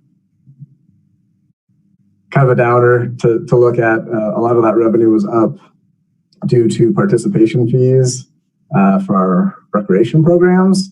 So in January and February and March, those were on a steep incline over last year, and we'll see that drop off as we move forward. Fines and forfeitures were down 39%. As you see, the collection rate down slightly, being a quarter of the way through the year versus what we'd expect on the budget. Some of the expenditure areas of note in the personnel category, that is up about 9%, largely attributable to having police officers staffed up at higher levels than they were last year, which is a positive thing. It's within what we had budgeted, but there's an increase in personnel on that side. Other areas of note in the detailed report that follows the summary slides, you'll notice in the council budget and the legislative budget, it's up 70%. That's due to the timing of the funding that we provided to arts and humanities, the $77,000, the $2 per capita. there was an increase there just due to the timing. We made that payment in March versus April in the prior year. So if that stood out to anybody as they were going through the detail, I wanted to explain that. Yeah, we can move to the next fund. Conservation trust funds. Again, these are lottery proceed revenues that are shared. The expenditures, you see $27 there. Not too much going on in the first quarter. Two big projects in that fund, the Greenway Trail project, and then also Sensory Park. Those are projects that will take off later on in the summer. So not significant spending there, but those are two projects to look forward to as we move forward. In the capital projects fund, $2.3 million of revenue, $1.9 million of expenditures. The revenue again, 4 mils of property tax revenue is dedicated here, 0.5% sales tax. So the $2.3 million is in line. Expenditures, $1.9 million. 1.9 of that is for the rec center project.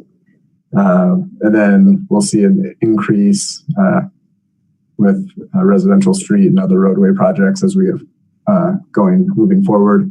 You'll see the budget there of $63.8 million. That is for the construction of the rec center. About 51 million of that is for the budget. So we'll expect to see throughout the rest of the year that number to climb significantly as we move forward. Then the next fund, water funds. Total revenues, again, in line. Revenues are actually flat on the user charges and fees segment. Consumption year over year through March was flat. And so we're seeing a pretty flat revenue gain in that area. Again, expenditures in line, nothing out of the ordinary to report in the water fund. And then in the wastewater fund, again, seeing a somewhat of an increase on the revenue side due to the rate increase that was implemented January 1st. And expenditures line up with what we'd expect. Then in the stormwater fund, flat revenues, no change in those fees, and we'd expect to see flat revenues and expenditures in line with the budget.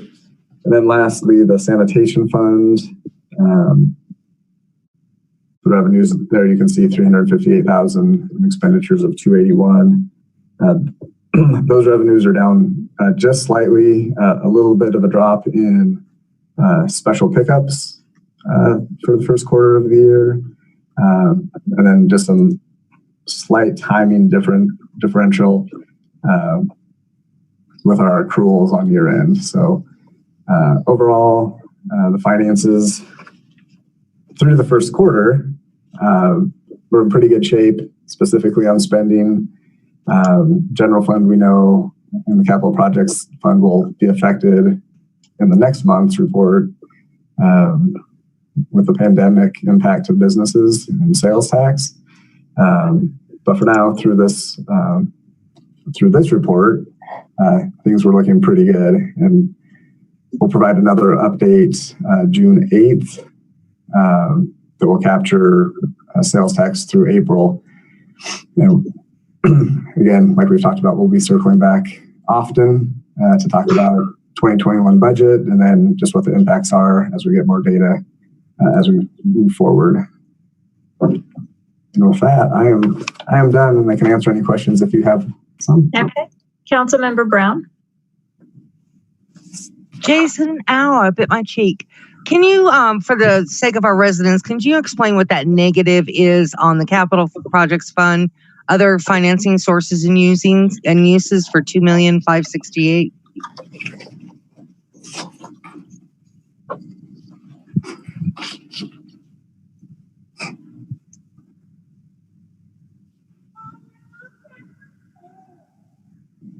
Oh, so that's a transfer in from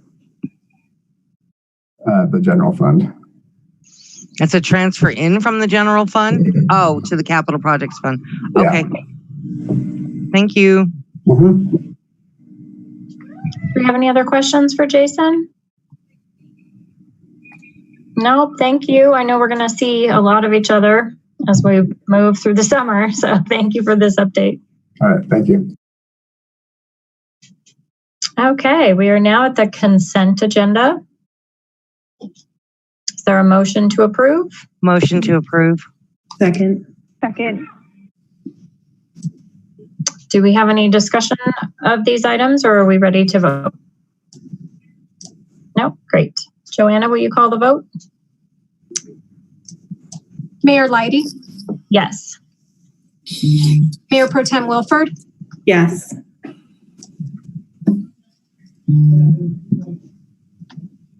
Councilmember Whitkovich, Yes. Councilmember Peterson, Yes. Councilmember Downing, Yes. Councilmember Brown, Yes. Councilmember Duran Mollica, Yes. Councilmember Escabel. Yes. The consent agenda passes unanimously. Thank you. Okay, we are now moving into resolutions, CR 87. Joanna, will you read the title? A resolution adopting the City Council Code of Conduct, Protocols, and General Procedures. Is there a motion to approve? Move for approval. Second. City Manager Geyer will provide a summary of the item. Thank you, Mayor. So before you this evening is the updated City Council protocol. You'll notice that there were a few more additional changes made from when you last looked at the protocol last week, clarifying and really drawing attention to the distinction with our council appointee, your council appointee roles in terms of contact by City Council. So if you have any questions, feel free to let us know if you have any clarifying questions on that. Otherwise, we're happy to answer any questions regarding the document as a whole.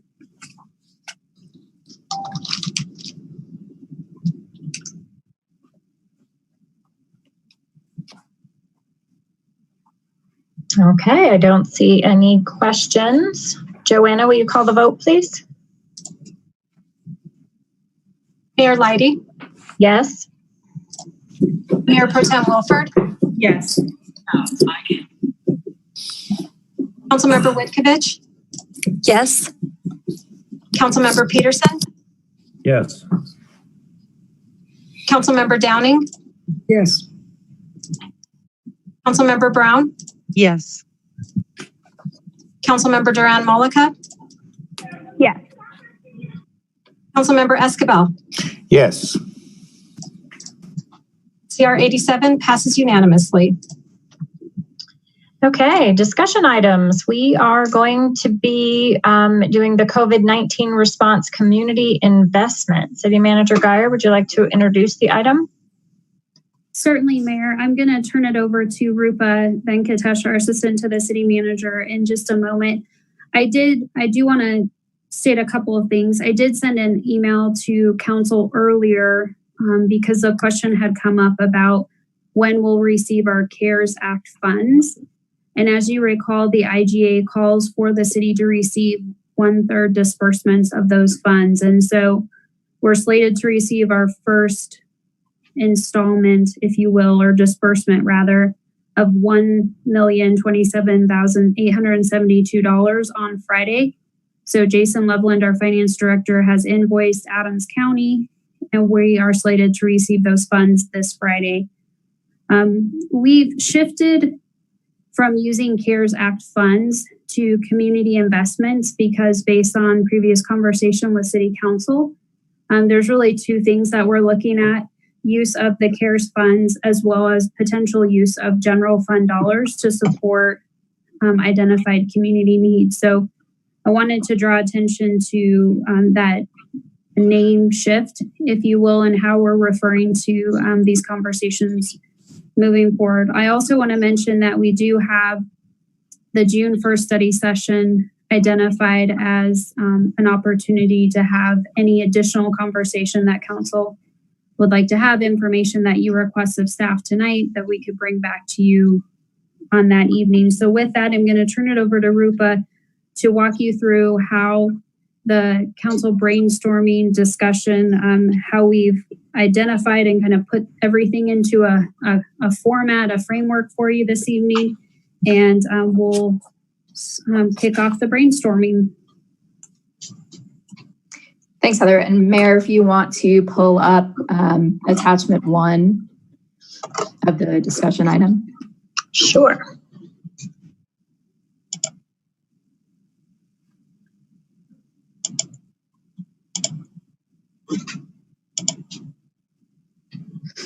Okay, so this list that you guys see in front of you is a reflection of the work that council did during the May 4th brainstorming session.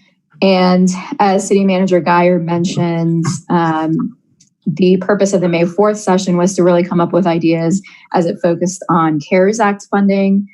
But as we have found out, a lot of the guidelines is still under development by the U.S. Treasury. So we didn't want to limit council in determining what council believes as important to the community and to the city as we move forward with this pandemic. Also on May 4th, during that brainstorming session, council directed staff to solicit input from the community as to what the community thinks is important that we focus on. So that's what you will see in blue. Our communications team put together a survey on Open Town Hall where it asked that question: what do you community think is important for the city to be spending money on as we move forward in this pandemic? And how the Open Town Hall worked is citizens could put in, it wasn't a multiple choice question or anything like that. It was something where they could put in a statement as to how they think we should be using the spending. So as we go through these categories one by one, I'll read you some of the comments that citizens made if you guys hadn't had a chance to look at the second attachment in the memo. And how the categories are listed. So we have public health, internal city expenses, education, support for businesses, support for community organizations, and support for residents. And we'll go through each one of these categories one by one. And you guys will have the chance to add, edit, delete ideas from this category. And then we will go ahead and prioritize ideas per category. And the purpose of prioritizing these categories is to allow staff to do research and to really drill down in the logistics of what one of these ideas would mean so that we can bring it back to council during the June 1st study session. So with that, Mayor, if you want to start off facilitating that discussion with category 1, public health. Okay, so thank you, Rupa, for organizing all of the input.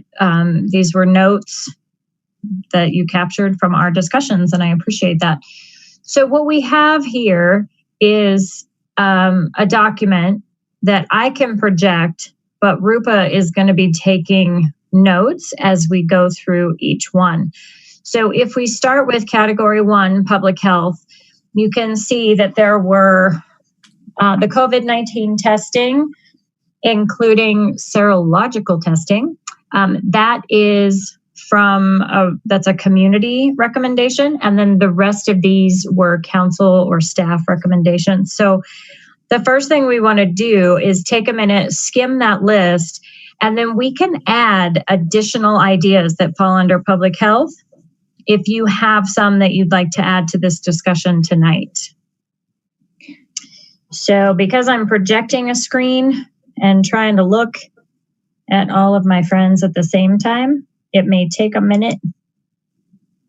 for me to see if you have your hand up. If you know how to use the raising hand feature, you can try that because I can see you that way too. But go ahead and take a minute if you have any ideas. As you're reading through it, you may not have a new idea, but what we'd like to do is Rupa's going to capture our favorite ideas. So for example, if Ashley is, 100% loving the idea of hand washing stations at parks, you will let us know that, and she will put your initials next to that.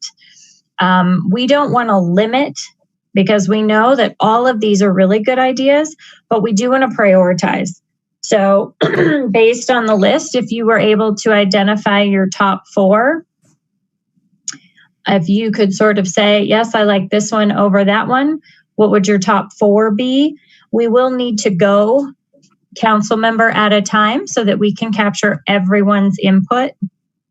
I will probably just go in the same order that we go for communications.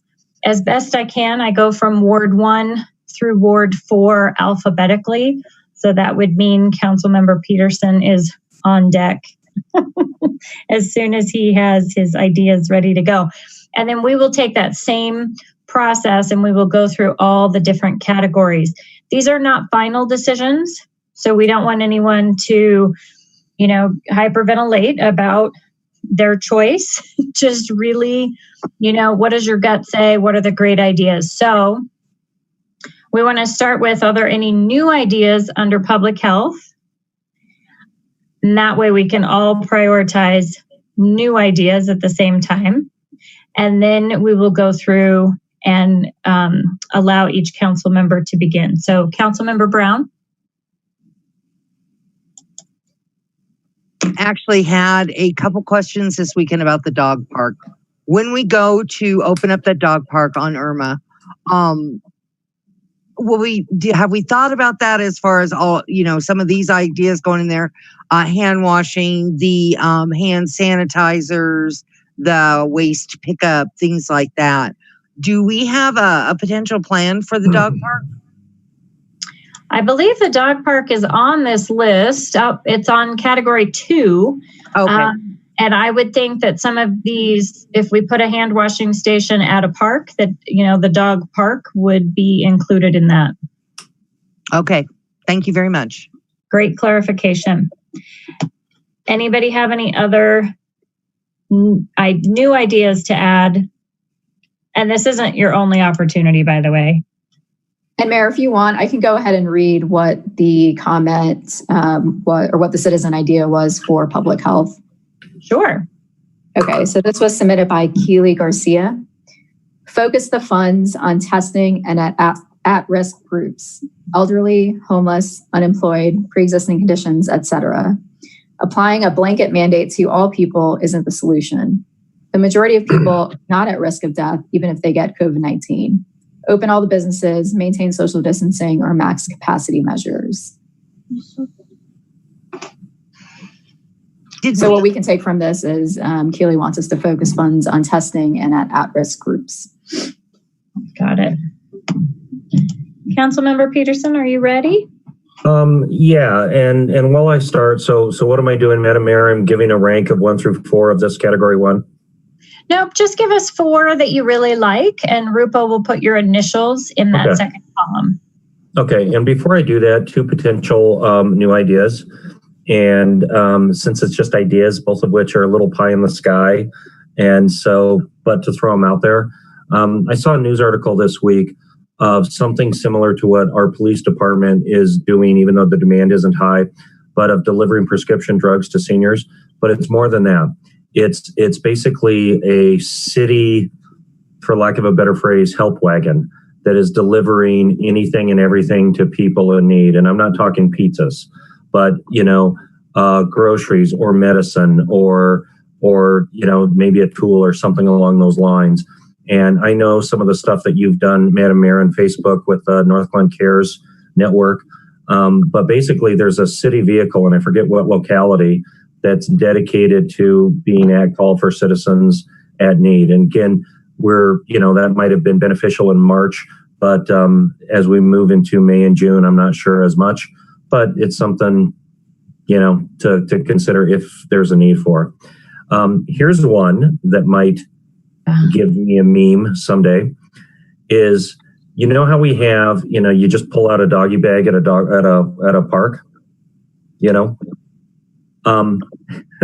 is it possible to have something like that with temporary short-term face masks? I don't know.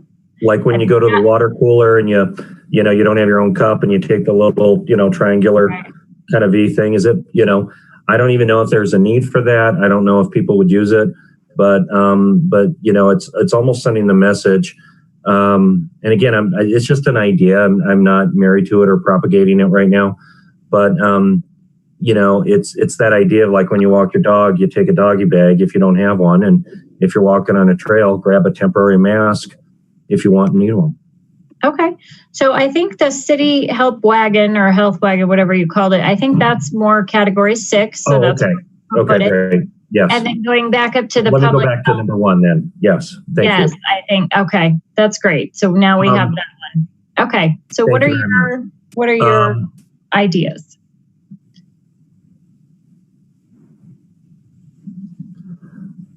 I'm sorry. In no particular order, testing facilities. PPE.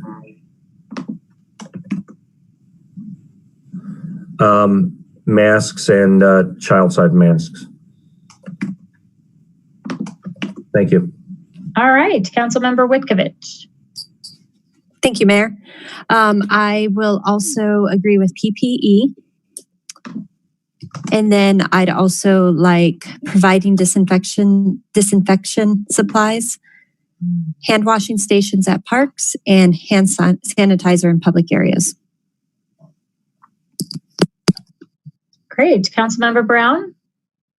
Am I still muted? Sorry, baby girl went to bed. I am very interested in the PPE in the senior areas. The providing masks to residents, that's a hot one for me.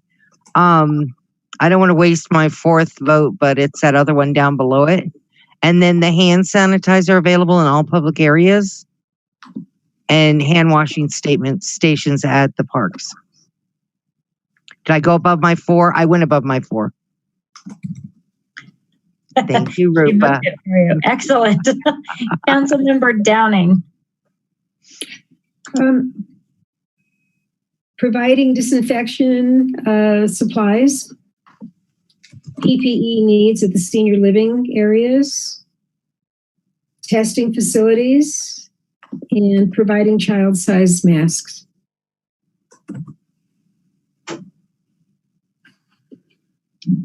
Councilmember Mullica? Sure. Mine are PPE needs at senior living areas, hand washing stations at parks, I feel like hand washing stations and hand sanitizer available in public areas is kind of the same thing, but also do provide masks to all residents and then provide child-sized masks.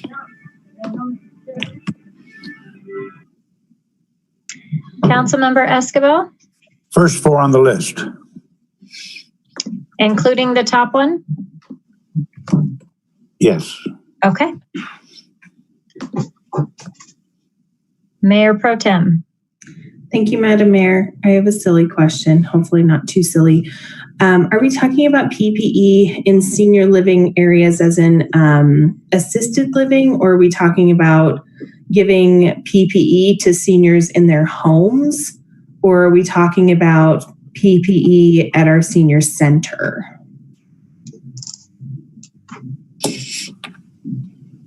Sorry, I throw a wrench because I couldn't understand. So this I'm sorry. Go ahead, Rupa. So this is something that was taken from the council brainstorming session. So it really is up to what you guys want it to be.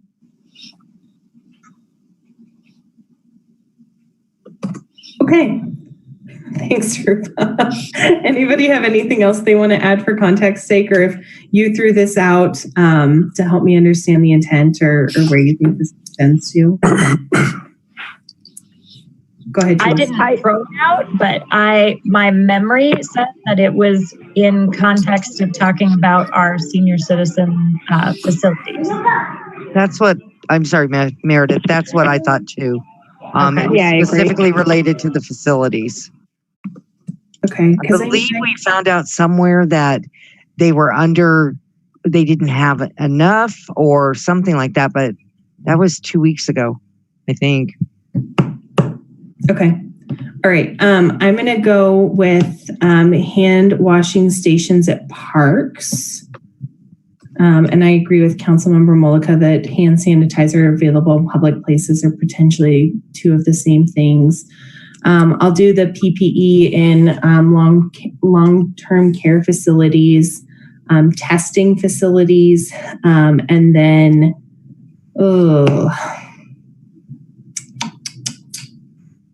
actually take me off of testing facilities, and I'm going to do masks to all residents as well as child-size masks.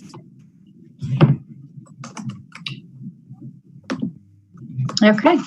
So as you know, these are hard to whittle down because we like them all. Otherwise, they wouldn't be ideas. So I heard a couple of people say the hand washing station was the same as hand sanitizer. If we have a hand washing station that includes hand sanitizer as one of the options, I think that makes sense. I would probably go with the hand sanitizer in public areas as one of mine. PPE needs. And so I had a question about the providing disinfection supplies. I didn't know if that was to residents or where that was. So just lack of specificity. I'm going to go with providing masks and child-size masks.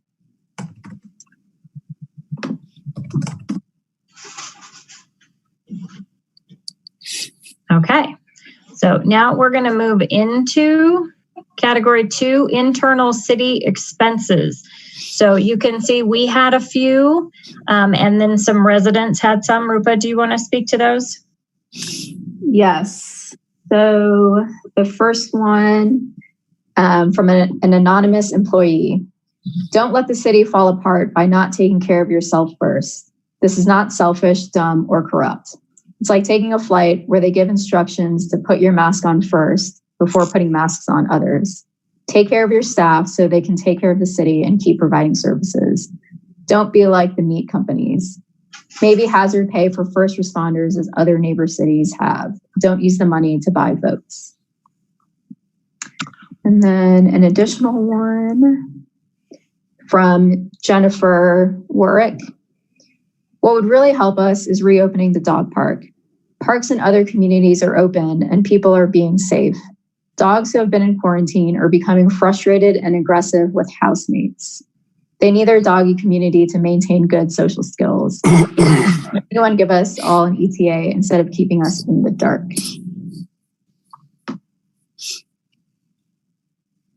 Okay. Do we have any council ideas to add to this list?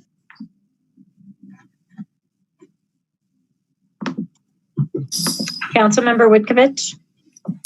Thank you. I'm just not sure the reopening of the dog park should be under internal city expenses. Isn't it more support for residents? I don't know.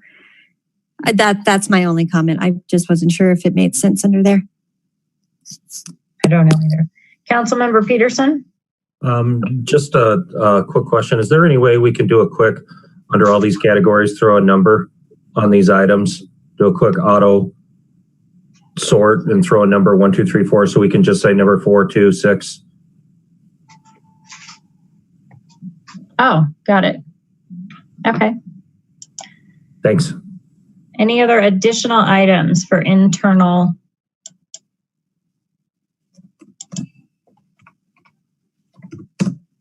Mayor, I have a question.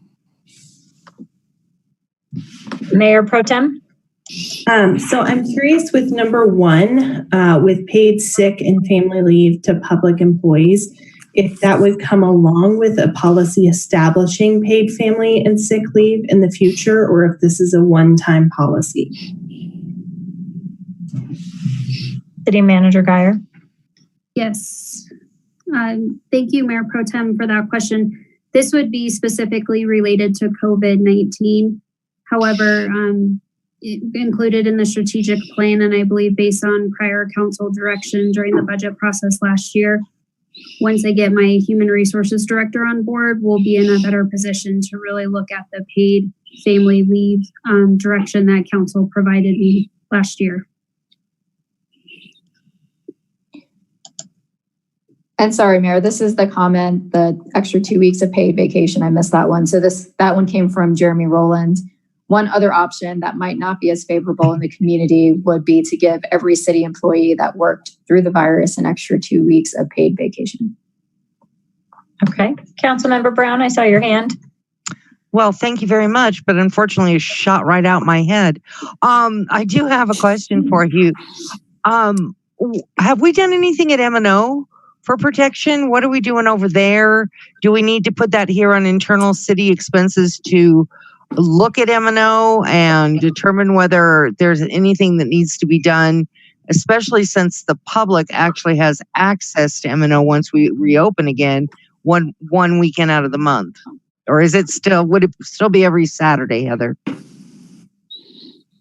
Right now, Councilmember Brown, we have our drop-off center open on Saturdays.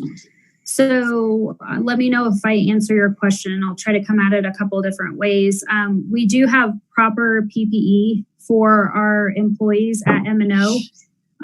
When, as part of the new Northglenn reopening plan, when we reopen to the public, right now we're planning on having face coverings available for members of the public that come into our facility.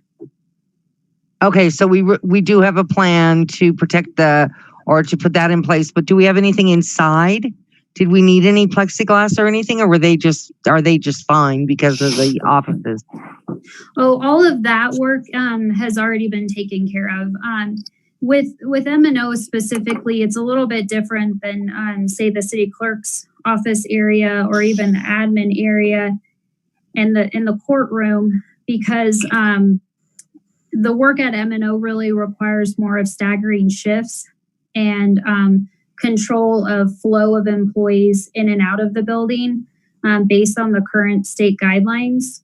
So there's controlled access at the front of the building in terms of the public coming into M&O.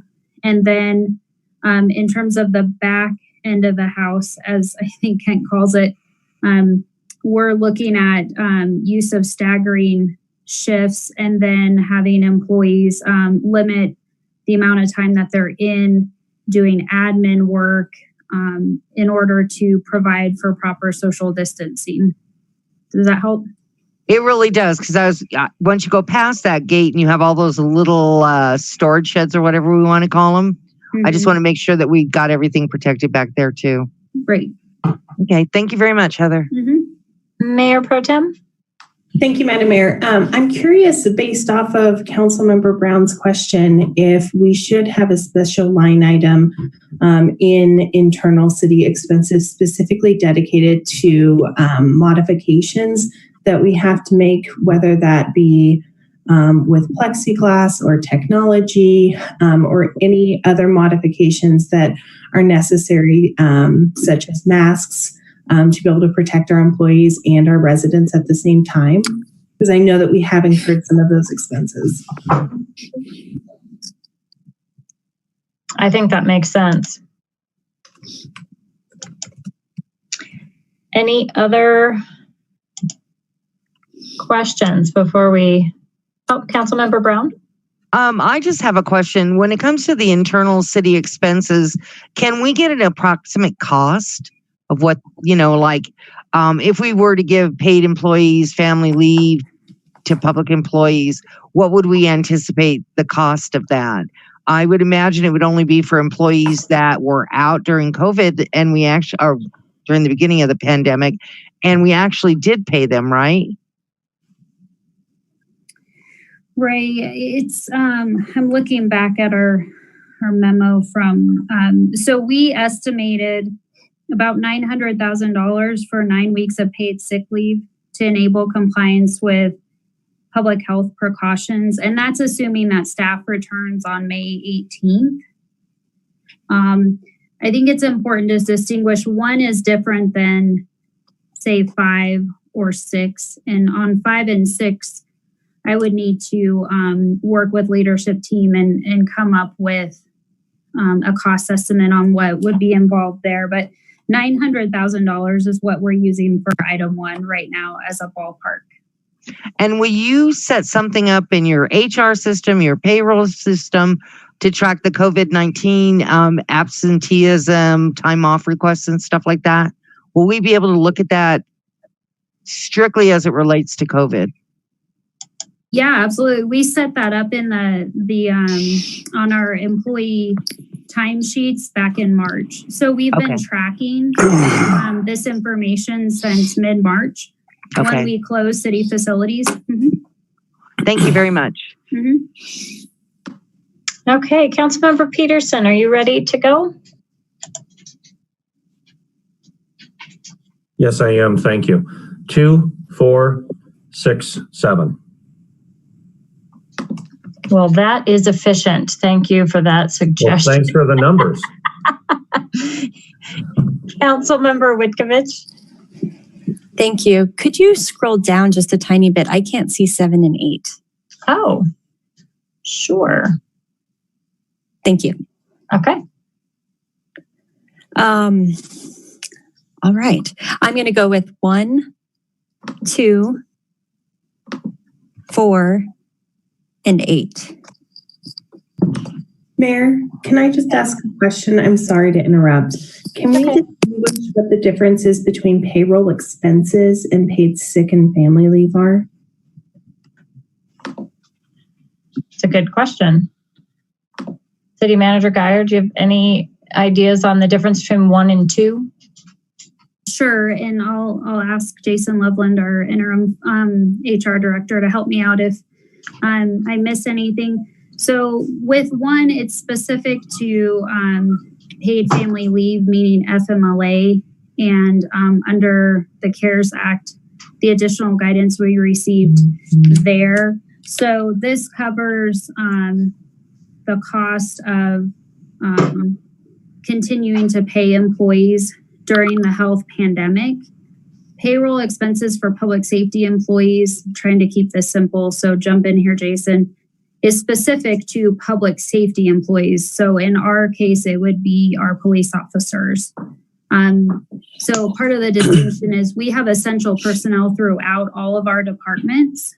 And when you look at number 2, payroll expenses specifically for public safety employees, that is really for police officers, first responders. Okay. Did I get that right, Jason? Correct me if I didn't. Yeah, and I think on number 2, even more specific, it is for the work that they transition to do that's substantial to the COVID-19 response specifically. So if there was need for additional overtime or just their work shifted dramatically or substantially to support pandemic response, those payroll expenses would be reimbursed potentially through that program. Okay, so I just want to clarify that what I'm hearing is paid, number 1 is about all of our employees and paid sick leave as it pertains to FMLA under the CARES Act.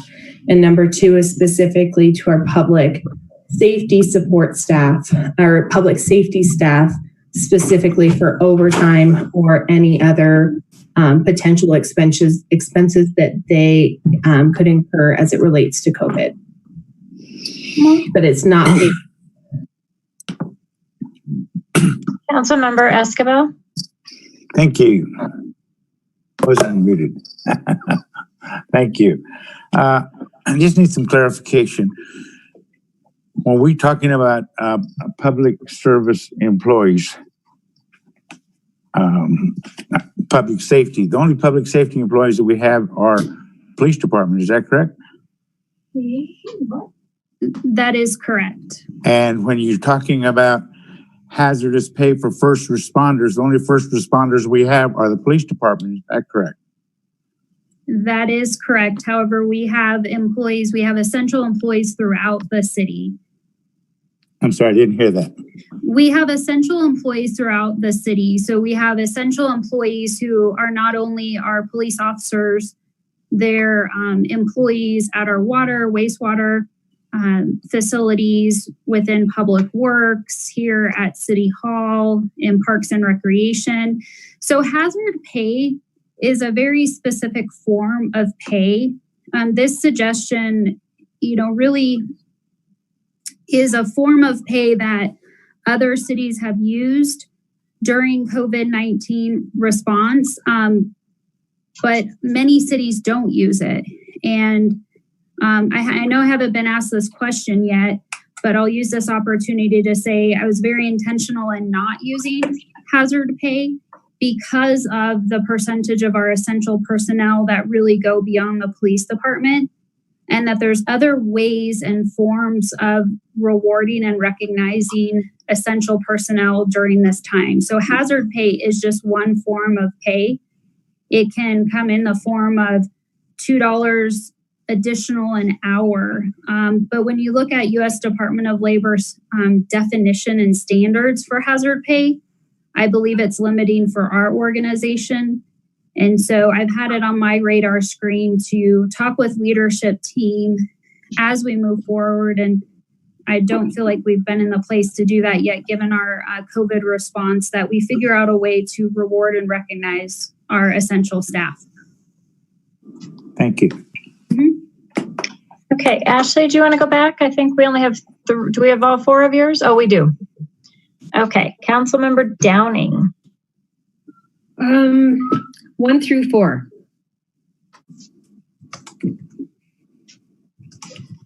Councilmember Brown.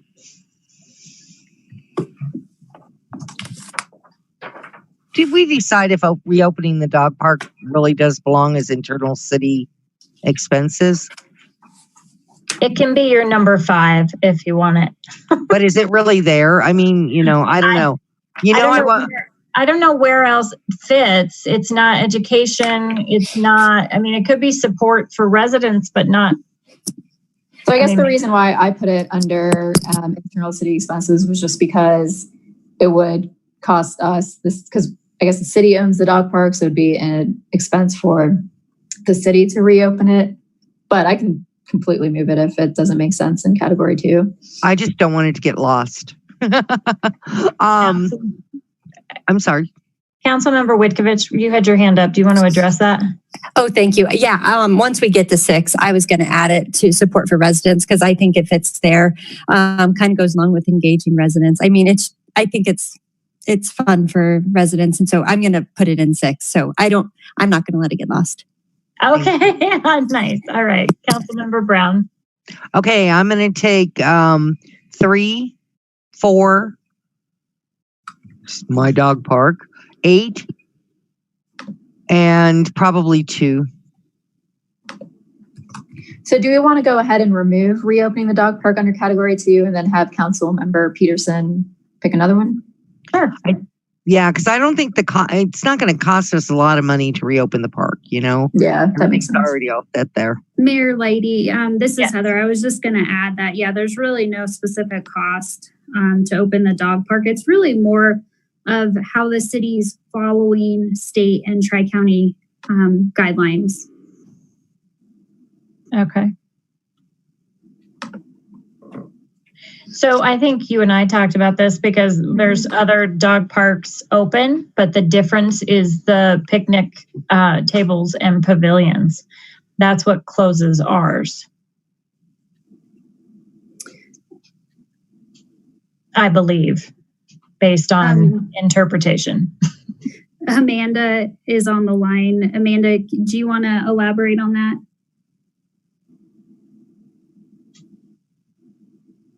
Good evening, Mayor and Council. So I would say the reason our dog park has closed from the beginning. Let me back up. There are some differences city to city as to which amenities are open and which amenities are closed. We're starting to have that same conversation around the skate park, and is it ready to open from a social distancing perspective? I would say the dog park falls into that same category. Some have interpreted the state rules to allow those to continue to be open. Some have made a recommendation to close them. We obviously are in the side to have them remain closed for the time being. But we're continuing to have regular weekly calls with both the other Adams County Parks and Recreation directors, as well as with the Colorado Parks and Recreation Association, and then the outreach to Tri-County Health, et cetera. So I think as soon as, and we can ask this question during this week's meeting of, hey, are other cities ready to open? Have you had any issues? Is there any guideline that prevents us from doing so? And we can move in that direction. But there's not a specific cost associated with it. Okay.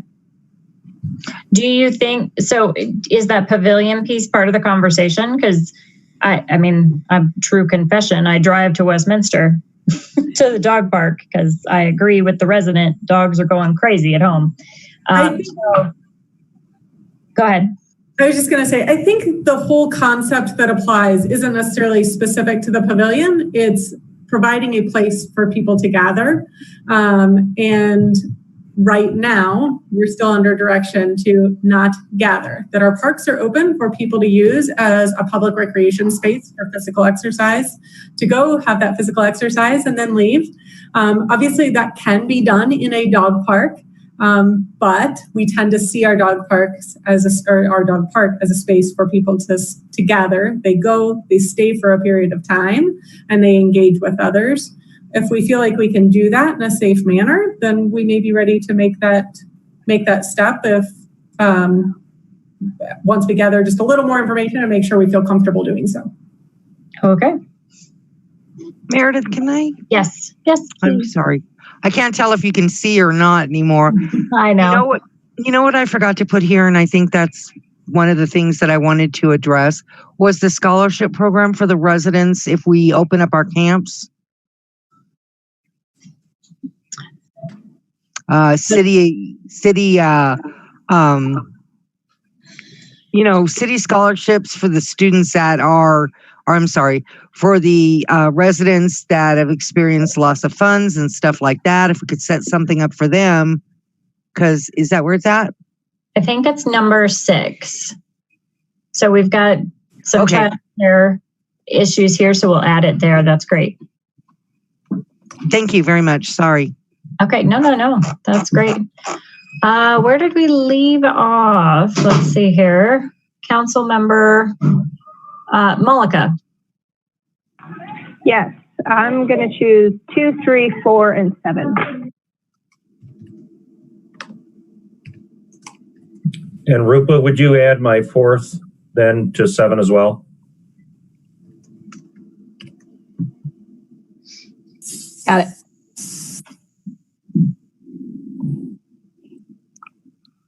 Okay.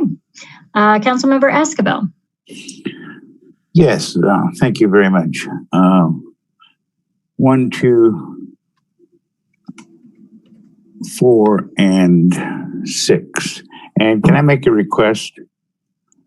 Well, Yes. I will make a request.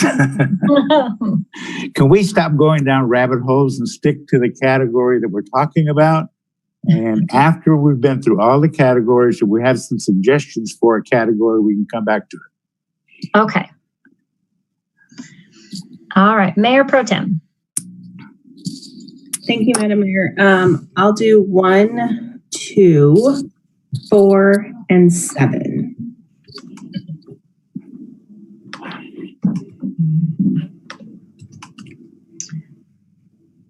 I'm definitely going to do 4, 3, 7, and 1. Did I do 1 already? Yeah, that's good. Okay. All right. Education. So we had 4 here. You don't get to pick 4. We're trying to pare them down. So you get 2 in this one. We do want to see, I know, Antonio, we don't want to go down too many rabbit holes, but if we start with new ideas for education, and then everyone can prioritize all the ideas together.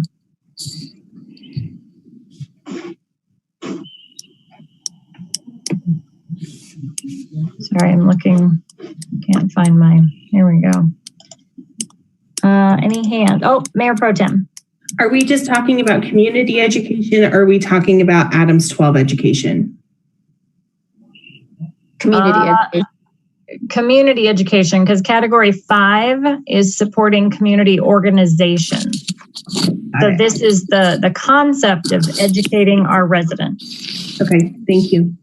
And I'll go ahead and read the comment from one of our residents. So Sandra Sebas, enforcement of social distancing and the tracking of COVID-19 in our community by supporting Northglenn's departmental staff to coordinate, educate, and enforce these practices for safety for all in Northglenn.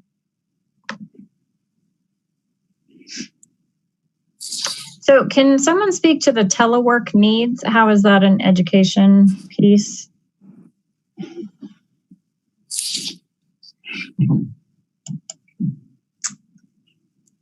Yeah, that probably falls under, I would say, category 2 of what Mayor Pro Tem had said with technology needs. So we're really looking at an education campaign around safe practices, educational materials for non-English speaking residents, and then reserving some funding for later.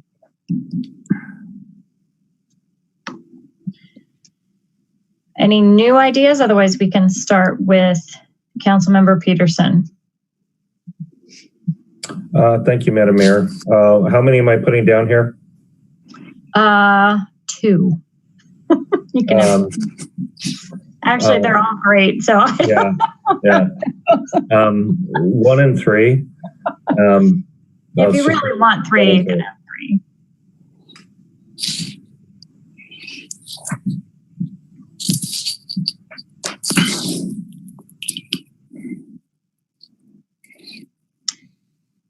Councilmember Witkovich? 1 and 2, please.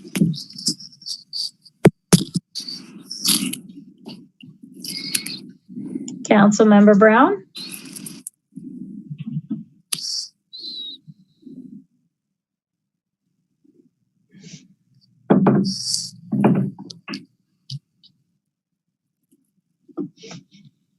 Councilmember Brown, you ready? Oh, you're muted. Now that I've let the dogs downstairs, I am ready. I think all 3 are important, and I would like to just support all 3. Okay. We'll allow it. Thank you. Councilmember Downing. Wondering, are we considering the new one from the community, or no? So hers was really about the same thing as number 1, but with the addition of social distancing. Okay. So I'll do 1 and 2.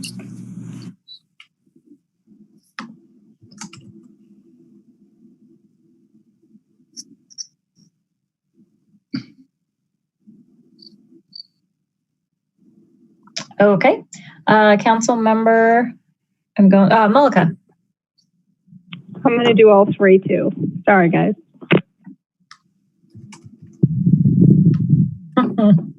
Councilmember Escobar? 1 and 2.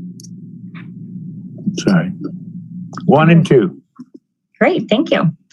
Mayor Pro Tem? 1 and 2, please.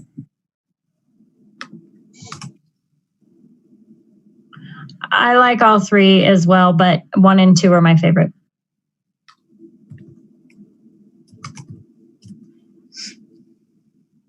Okay. So support for businesses. Rupa, you want to walk through those for me? Yes. So the small nonprofit grant program. Number 2 is push out information about businesses that are food-based. 3, small business assistance. So I'll read it in a second, but a lot of community members had support for various types of grant programs. So that's why you see grant program in blue under number 3. Number 4, cover delivery fees for restaurants to encourage people to utilize Northglenn businesses. And number 5, a $25 coupon voucher to each household. So I will go ahead and read comments. So this came from a Diana Wilson. One idea, $25 or more coupon to each household that would be good for use at any Northglenn business. No change. Purchase would have to be $25 or more or pay the difference. This would give a little help to those that need it for food or haircut or whatever, and also support businesses. Businesses could turn in the coupons and get credit against their city utility bill or sales use tax credit. Jeremy Rowland, the best use for this money is not giving it to any individuals to pay their bills. It should be used to support locally owned businesses that would have been affected by the virus. A grant program with the maximum amount allowed would work the best. And then there was 2 more. Rupa, was that in regards to the coupon, or was that just out for discussion? So the first one was the coupon. The second one was in support of a grant program. So he said a grant program with the maximum amount allowed would work the best. Sorry, give me 1 second. You're okay. And then Christopher Baum. So I'm going to read this in entirety. I recommend an evaluation and ranking of businesses hit the hardest by the pandemic.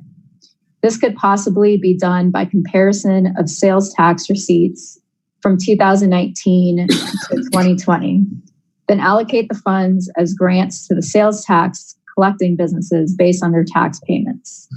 Example, hypothesize that restaurants would provide half of the total tax revenue as a category have suffered a 50% decrease in businesses. Barbers would provide 10% of the total tax revenue, have experienced 100% loss of business. The restaurant block would be $750,000 and the barber block would be $300,000. Subdivide the blocks based on the percentage of the category that an individual business does. If my barber does 1% of all barber businesses in Northglenn, then he would get $3,000. This will help businesses get over the hump. If businesses thrive, we all thrive. And then Deborah Kong, this was in support of the voucher idea. She says, with a population of about 40,000, that $3 million comes to about $75 per person. I like the $25 coupon idea to generate income for local businesses. The rest can be used for COVID-19 testing and emergency food services. So those are the 5 ideas that you guys have under category 4. So one of the things that I thought we had talked about that didn't make it on here was supporting businesses with signage about, and maybe it's because we talked about it in relationship to a possible mask order, but could we provide signage that says, maintaining social distancing and recommending mask wearing, or could we somehow help them with that cost? Are there other ideas for small businesses or clarifying questions? Councilmember Brown? Actually, Jenny was first. I'll go after her. All right, Mayor Pro Tem. Thank you, Mayor and Councilmember Brown. Okay, so I'm wondering if with number 1, small business nonprofit grant program, if that's something maybe we can move into category 5. And then wanted to suggest with number 3, instead of doing small business assistance, i.e. grant program, do round 2 for a small business grant program, since we're already doing a small business grant program. And I think potentially a second round could be important. And then with number 6, could we, and this is obviously open to the mayor if she's interested in this, but almost open it up so it's a grant program for businesses to either acquire PPE or make any physical modifications that they may need in their store. So like sneeze guards or anything like that.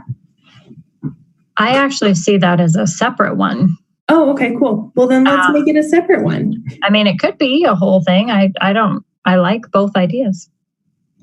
I almost think it's the same thing because it's like we have these sneeze guards because like back up and wear a face mask. So I'm open however you want to do it though. Okay. She stole mine, Mayor, so we can move on. Okay. Great minds. I like it. Councilmember Witkovich? Thank you. And I don't know what, or if Councilmember Wilford meant for that to just be for rent again, but I don't know, maybe we open up number 2 to other expenses besides just rent.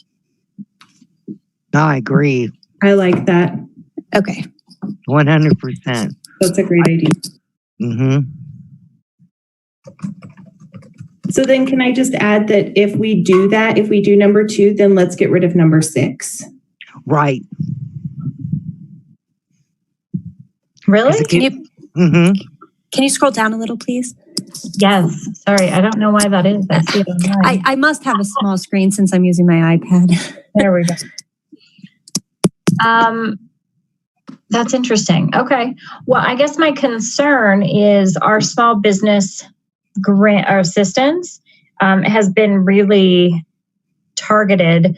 And I wonder if we provide physical modifications to businesses that maybe don't qualify as small businesses. Like, I don't know. I don't know about that. I think we learned a lot in the task force. And I think maybe we need time just to, like on that one, to sit down and determine what's really going to fall into there. Okay. I do think it's around 2. I do agree that it's less, it needs to be broader than just rent. And I think there are some other limitations that we need to look at the same time with that. So I think that's a whole discussion on its own. Okay. And maybe for the purposes of this, we leave it as round 2. But before we do anything, I think we need to take the information that the task force has learned and incorporate it into that next round. Okay. I agree. There have been a lot of learnings. Can I ask a question about number 3? I have seen a lot of places offering free delivery. Can someone speak to why we should consider number 3? So this is Mayor Pro Tem. I threw that idea out because I had been reading a lot of articles about how there were a variety of different vendors, 2 in particular, that were taking really gross advantage of small businesses that were being featured on their platform. And so if you or I decided, hey, we want to have Perry's Pizza for dinner, and we ordered from Perry's Pizza, they were getting a really small cut from the overall cost of the food because of delivery and commission. And so that came out of, the question of how do we keep as much of those dollars from food sales in the hands of our businesses if there are delivery costs or they're like on a particular platform. But I'm open to how we can modify it. I guess the general idea is, I've seen Denver as well as other cities really push hard, like, hey, these are the businesses that deliver food in your city, or, here's how you can support your local city restaurants. So kind of thinking in that vein of like, how do we support these restaurants who have been able to generate sales tax revenue? Okay. So Randall, we're going to start with you, but we have 6 items, so we're going to give you 3. Okay. Well, let's stick with evens then, 2, 4, and 6. Fantastic. Councilmember Witkovich? Same for me. 2, 4, 6.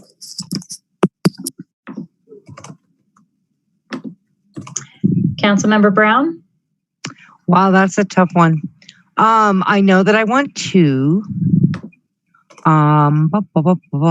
It's an interesting comment on the fees, the delivery fees, because I ordered food yesterday for Mother's Day outside of Northglenn. I know, slap on me. And hidden in my bill was a $9.95 delivery fee that I didn't really know I was going to pay. So I do like number 3, so I'm going to slap my name on that. And I'm very interested in number 4 and how that would work. Okay. And I like number 5 and I like number 6, but I get you. Councilmember Downing? I'll go with 2, 4, 6.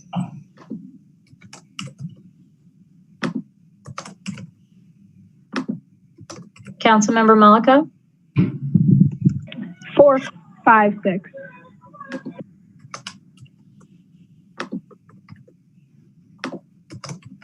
Councilmember Escobar? 2, 4, 5.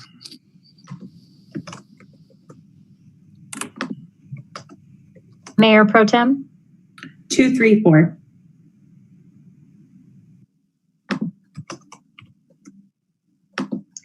And I'm going to go with 1, 4, 5.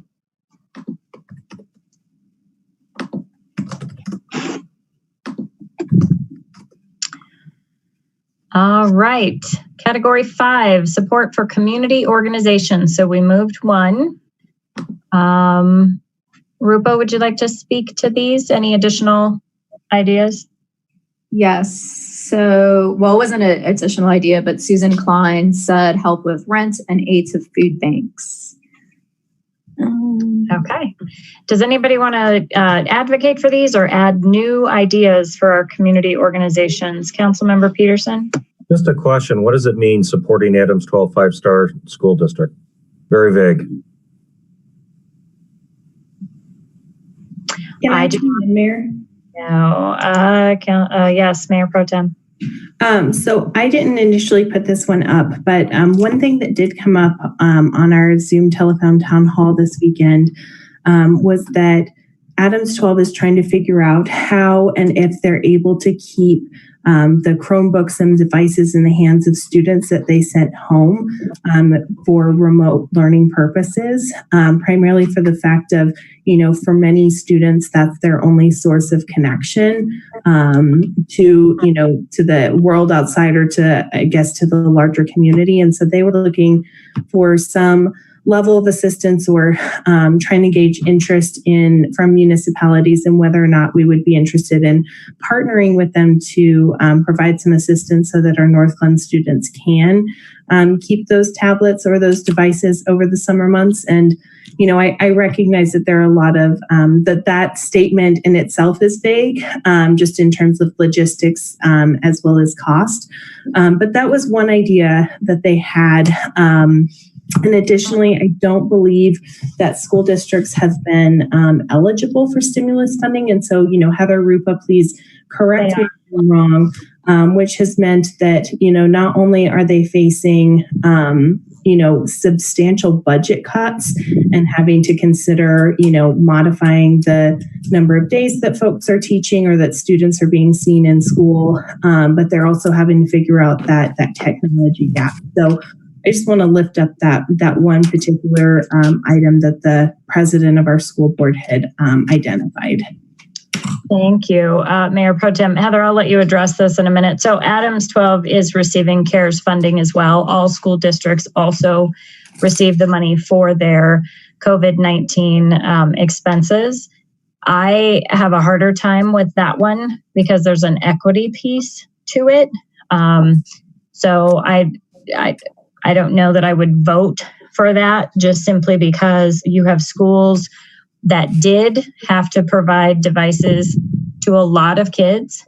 And there's an Adams 12 school that puts a Chromebook on the school supply list, and it's required that parents buy them. And so parents have purchased their own. So there's a lot of equity issues with remote learning across the district. And so I would want us to be really, really careful how we give money to Adams 12 so that we're supporting Northglenn schools. But that's just my 2 cents on that. Heather, did you want to add anything? Yes, Mayor, I was just going to add that I spoke with Pat Hamilton last week, and he mentioned that they're slated to receive about $3.5 million through CARES Act funds. And so that's about 1% of their operating budget, and they will have significant budget challenges moving forward. And I apologize for misspeaking. I didn't fully understand that they were receiving CARES funding. And I don't want us to specifically designate, this line item as we consider what we could spend finances on to be specifically for devices. But I did want to lift it up as something that they're considering. And 3.5 million is practically nothing when you consider that that's how much we're receiving for a city of 38,000. They have just a few more students than that.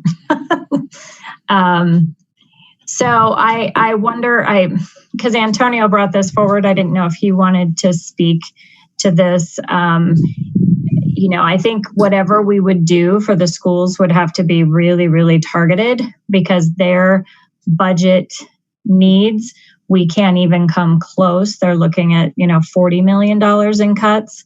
And that, so we would have to be really, really targeted in how we supported schools and kids in that way. Antonio, did you want to speak to that?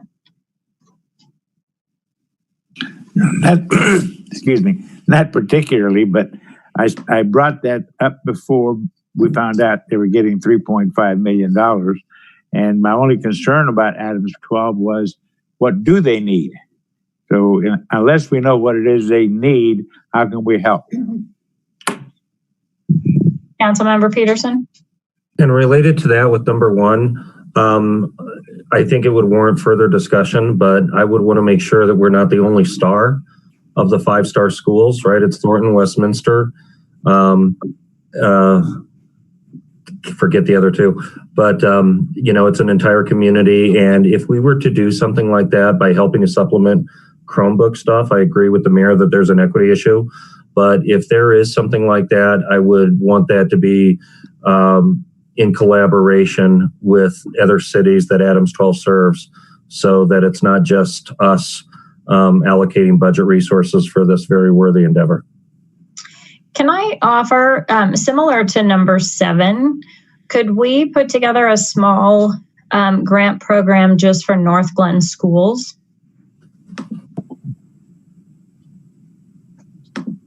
I like that.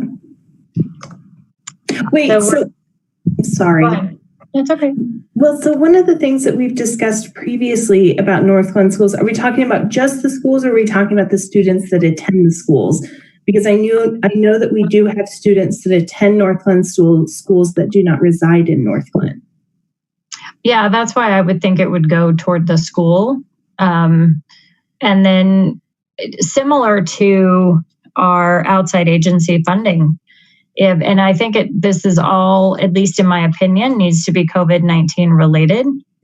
So, for example, I'm a small elementary school, and I could use as a small elementary school X number of Wi-Fi, portable Wi-Fi things, because those went really fast. So families that didn't have access to Wi-Fi, the district had a bunch on loan for kids. And so if I know that I've got 5 families that need them, then maybe that's a need specific that I have. And so I could put forth a grant to the city to say, hey, could you help me with that? Or maybe I know that I sent out, 200 Chromebooks and 4 got broken, because that happens. I'm going to need those replaced. And so that's like $1,000. Maybe that's what I put forth. But if we keep it school-based, and maybe it's something that they have to run through their PTA, I'm not quite sure about the finances piece of that. I just worry, kind of piggybacking on Councilmember Peterson's comment, is to make a broad donation to Adams 12. We can't necessarily guarantee that that's helping our residents or our neighborhood, our community.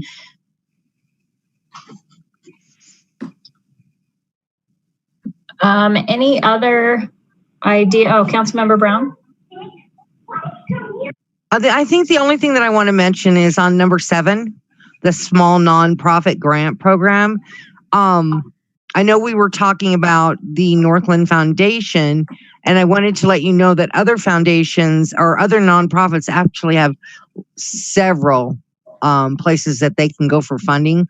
In fact, they probably have more than profit businesses. So I want to be real careful around that one. Okay. Meaning that they might not need our help as much as a Northglenn Care or Northglenn Foundation, who gets all their money, who earns all their money during our events. Right. And I'll talk to Leslie and see if, at least we could educate people on resources or anything else that she might know of. Councilmember Peterson, are you ready? Now we're down to 8, so you get 4. I am. Oh, who's speaking? I can't tell. This is Julie. Councilmember Brown. Yeah, I was waving, but you couldn't see me. That's okay. So I actually had 2 suggestions. So would it make sense though, because I really like your suggestion for 8. I feel like it really helps kind of focus the intention out of 1. Should we kind of drop 1 and substitute for 8? I'm fine with that. Anybody disagree? I see some nodding. And then my other combination is, can we maybe combine 5 and 7? Do those 2 kind of work together?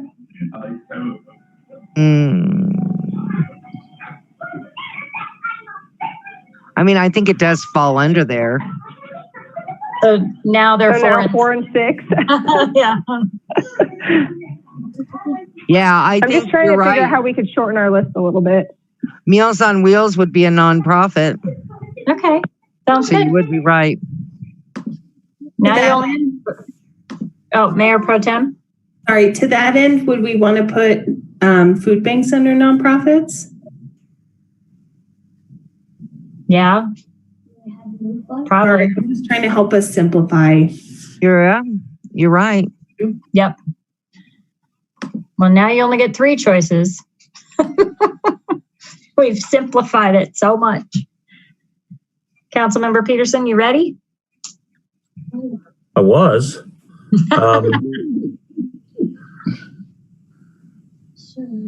3, 4, and 5. Is it still 3 or is it 2? It is 3, 4, 5. 3. I mean, no. Is it 3 choices? Yes, 3. Then 3, 4, and 5. All right. Councilmember Witkovich. Same for me. 3, 4, 5, please.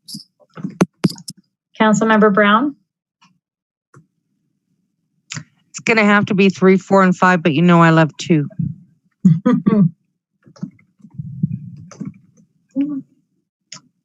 Councilmember Downing. Same here. 3, 4, 5. Councilmember Mullica. Same. 3, 4, 5.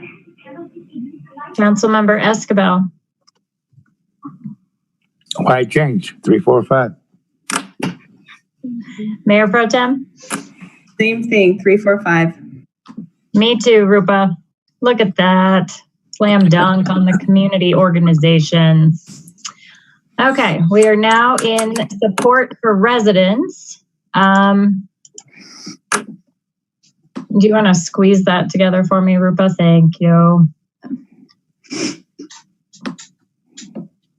Okay, so we have 11 items here. We'll try to squeeze them onto one page. Do you want to? Yeah, perfect. Maybe if I shrink it just a smidge, Ashley can see it. Do you want to, Rupa, speak to the community input? Yes. All right. So Amber Talley says, it would be an immense help if the funds could be used for residents of Northglenn and Thornton to go towards rental and mortgage assistance, utilities, and emergency food assistance. Even though there are federal programs available, it is taking forever for people to even receive any of those funds. I'm self-employed and speaking from my personal experience, I haven't been able to receive any relief yet, even though I've applied to numerous programs. As a single mother of two, I've been out of work since March 13th and barely getting by. Let's see. Sarah Puckett, I feel there are a lot of families struggling to pay basic bills and also small local businesses as well that could use the assistance. Local assistance for basic necessities would be a good idea. Leah Goetz. First, $3 million is not enough. And it seems wise that much of this money be used for services people need to actually function in order to return to work. Housing, food, water, electric, internet, safety.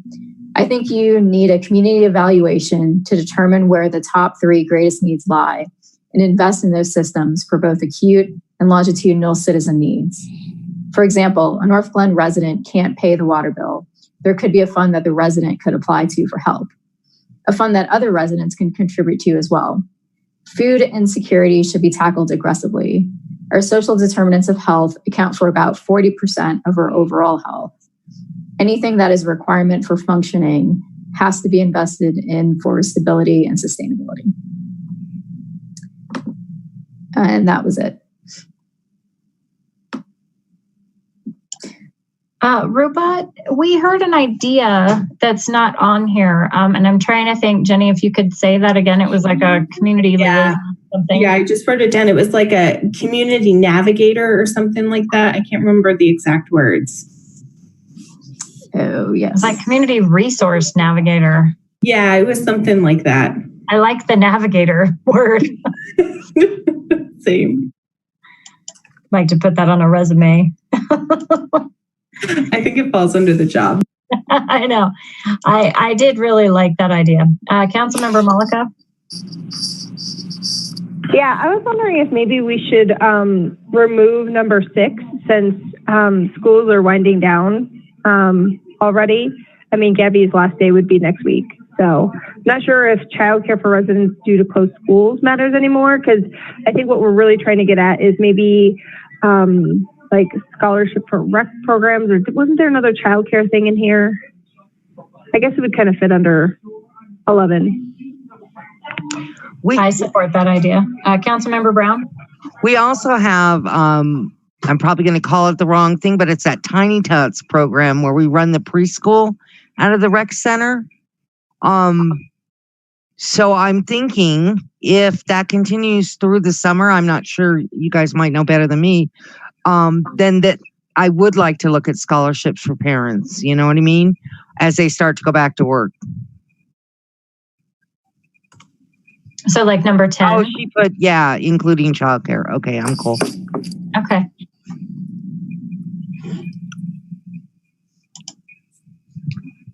Looking for hands. Any other ideas? I think that I was wondering if we're really capturing the support to residents for basic needs. Where did I see that one? Or maybe it goes back to, I don't think it captures the essence of number 8, but some sort of, I don't know, or maybe it's the other one, the $25 one. I don't know. Mayor Pro Tem? So I'm wondering if number 3 is one that we could technically take off, given that, this one's tricky because the governor did issue an executive order basically halting any utility shutoffs, I believe for 30 days. And so maybe it's fine the way it is. I'm just trying to figure out a way to combine number 2 and 3.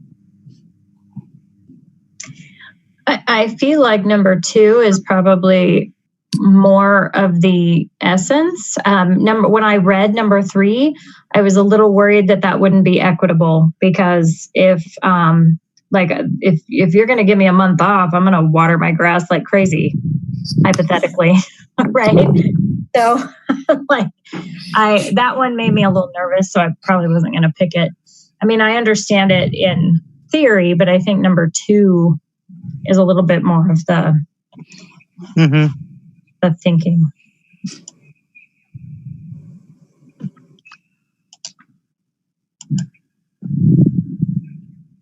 But you can leave it on there, just don't vote for it.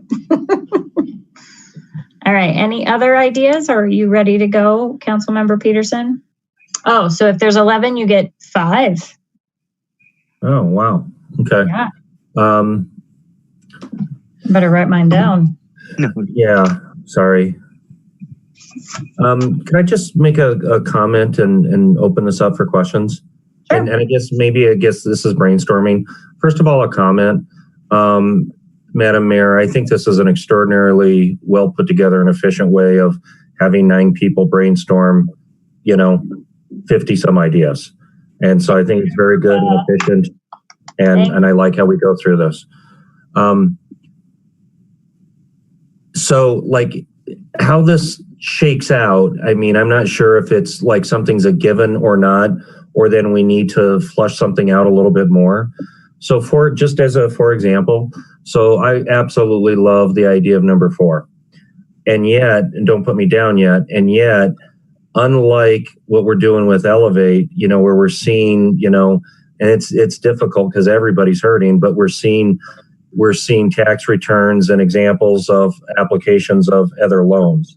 And I could see, 12,000 households rightfully all being hurt applying for this. And that would be something that I'm not sure how we would determine merit or have the funds for it. So if I say yes to 4, which I probably will, ultimately, as we go down this, there are many of these things that I'd like to flush out with council and staff a little bit more. If that makes sense. Okay, so I have 5. So let's do number 4.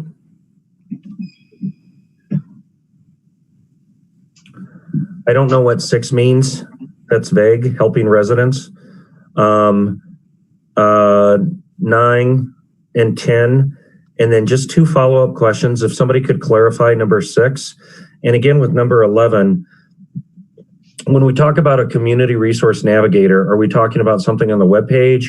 Are we talking about, I need a little clarification of that, because we have so much information on our page and on Adams County. How could we, again, not have information overload and use this as a efficient informational clearinghouse? Mayor Pro Tem. Thank you, Madam Mayor. So the idea of this came from when I was working for an organization called Family Tree, and we worked with individuals who were experiencing homelessness, child abuse, and domestic violence. And we knew that when we had somebody walk into our administration building, that if they truly needed assistance, handing them a sheet of paper that has all of the different resources, or sending them directly to a website that says, here are all of your resources, put up a lot of unnecessary barriers, and the likelihood that they were getting access to the resources that they desperately need went down significantly. And so, from our perspective, it was really critical that we were able to provide as many warm handoffs as we possibly can. And so that means, having a live body, somebody who's able to answer the phone on the other line and have somebody say, hey, I'm facing food insecurity. Hey, I just lost my job. Hey, I need help with utilities so I can keep my lights on or keep my water on. What are my resources, and how do you help me navigate this situation? So it's helping people figure out how to navigate those difficult situations so that they're not continuing to face barriers and continue to be more at risk for more difficult situations. So could I ask you a clarifying question? Yeah, sure. Is this a FTE or a reallocation of staff with their current duties? How do you? In my mind, this was a reallocation of staff. But I think, as many of these items under Category 6 have many logistics to work out. I see number 11 as being something, that it's going to take some logistics and planning to work out, but I think there could be a pretty significant value to our residents, in particular, even our seniors who perhaps may not utilize the internet or may not be able to travel to City Hall because they're a vulnerable population to get services that they need. All right, thank you. Randall, can I interrupt you just for a second? Because I'm really feeling like, based on what Heather and Amanda shared, I feel like number 9 is going to work itself out without us having to waste a vote on it. Okay. How does everyone else feel? I mean, Councilmember Brown? Oh, you got to unmute. I'm okay with removing it as long as we keep it in the back of our minds when it comes to the hand sanitizers and the hand wash stations, because there is nothing down there to wash your hands, and there's no hand sanitizer down there that I can think of. And I think those baseball fields are ours too. So we probably want to look at that too. My understanding is that would fall under park as a definition. And so I don't know. I feel like we can take it off knowing that we need to keep it a priority. I'm pretty confident that Amanda heard that message. I'm fine. I just didn't want anyone to throw a vote when you can use 5 in much more intensive ways. So Randall, back to you. It won't be the first time. I voted for Ross Perot in 1992. 2, 8, and 10. All right, Councilmember Witkovich. Thank you. I agree with Councilmember Brown about keeping the dog park a priority. I'm fine with taking it off if that's the case. So my 5 are 2, 4, 7, 9, and 8. Okay, Councilmember Brown. Okay. 2, 4, 8, 10, and 11. Oh, wait, I had to lie. I missed number 9. You know that's a hot one for me. So I have to readjust a vote. 2, 4, 9, and 8. That's 4, right? And I think 10. I think we could easily take somebody, a seasonal employee we're not going to use, and train them into that navigator role. So that's why I'll put myself there. 1, 2, 3, 4, 5. Okay, I had to adjust mine because the numbers changed. Councilmember Downing.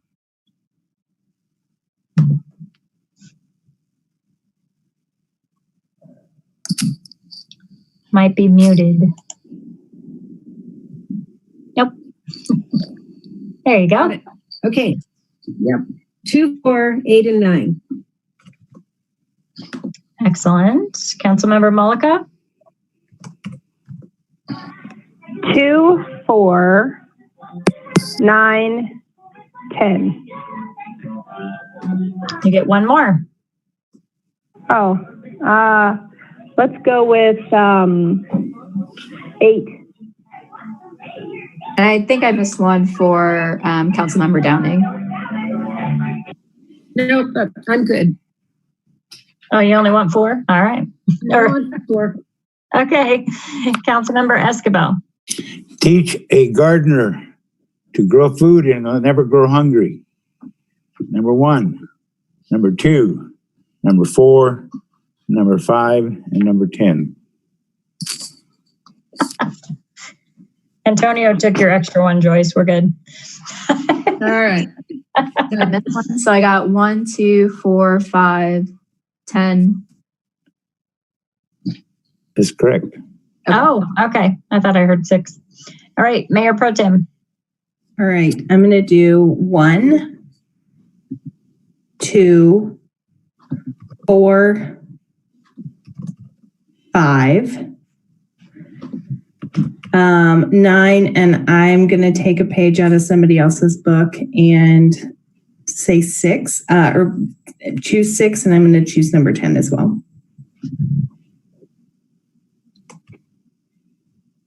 So you picked 7? No, I did not. 1, 2, 3, 4, 5, 6, 7. Damn it, did I really? Oh, sorry, excuse me. You get 5. No, so I wanted 1, 2, 4, 5, 9, and 10. Not number 6. There we go. Okay, so you took Joyce's extra one. Okay, we'll give it to you. I have 2, 4, 7, 9, and 10.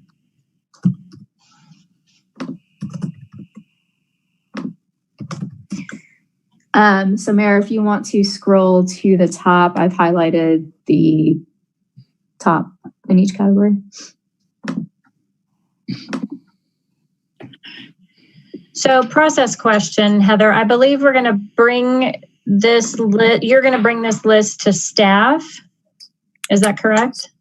Correct. And Cory, and we are going to start working our way through the eligibility question and then other logistical questions in terms of what it'll take to help make these, bring these suggestions to fruition. Okay, great. Well, I appreciate you doing that. And then just another thank you to Rupa for helping us facilitate a very smooth process. That was lovely. It was so great to hear everyone's input and get the clarification and fine tuning on some of those ideas. And I appreciate the staff taking it from here. Okay, so we are now at public invited to be heard. Joanna, is there anyone on the list to speak? I do have some written comments that were submitted earlier today. Okay. And I should have read them during the first public invited to be heard section. So I apologize for not doing that. But if I can, I'll go ahead and read those now.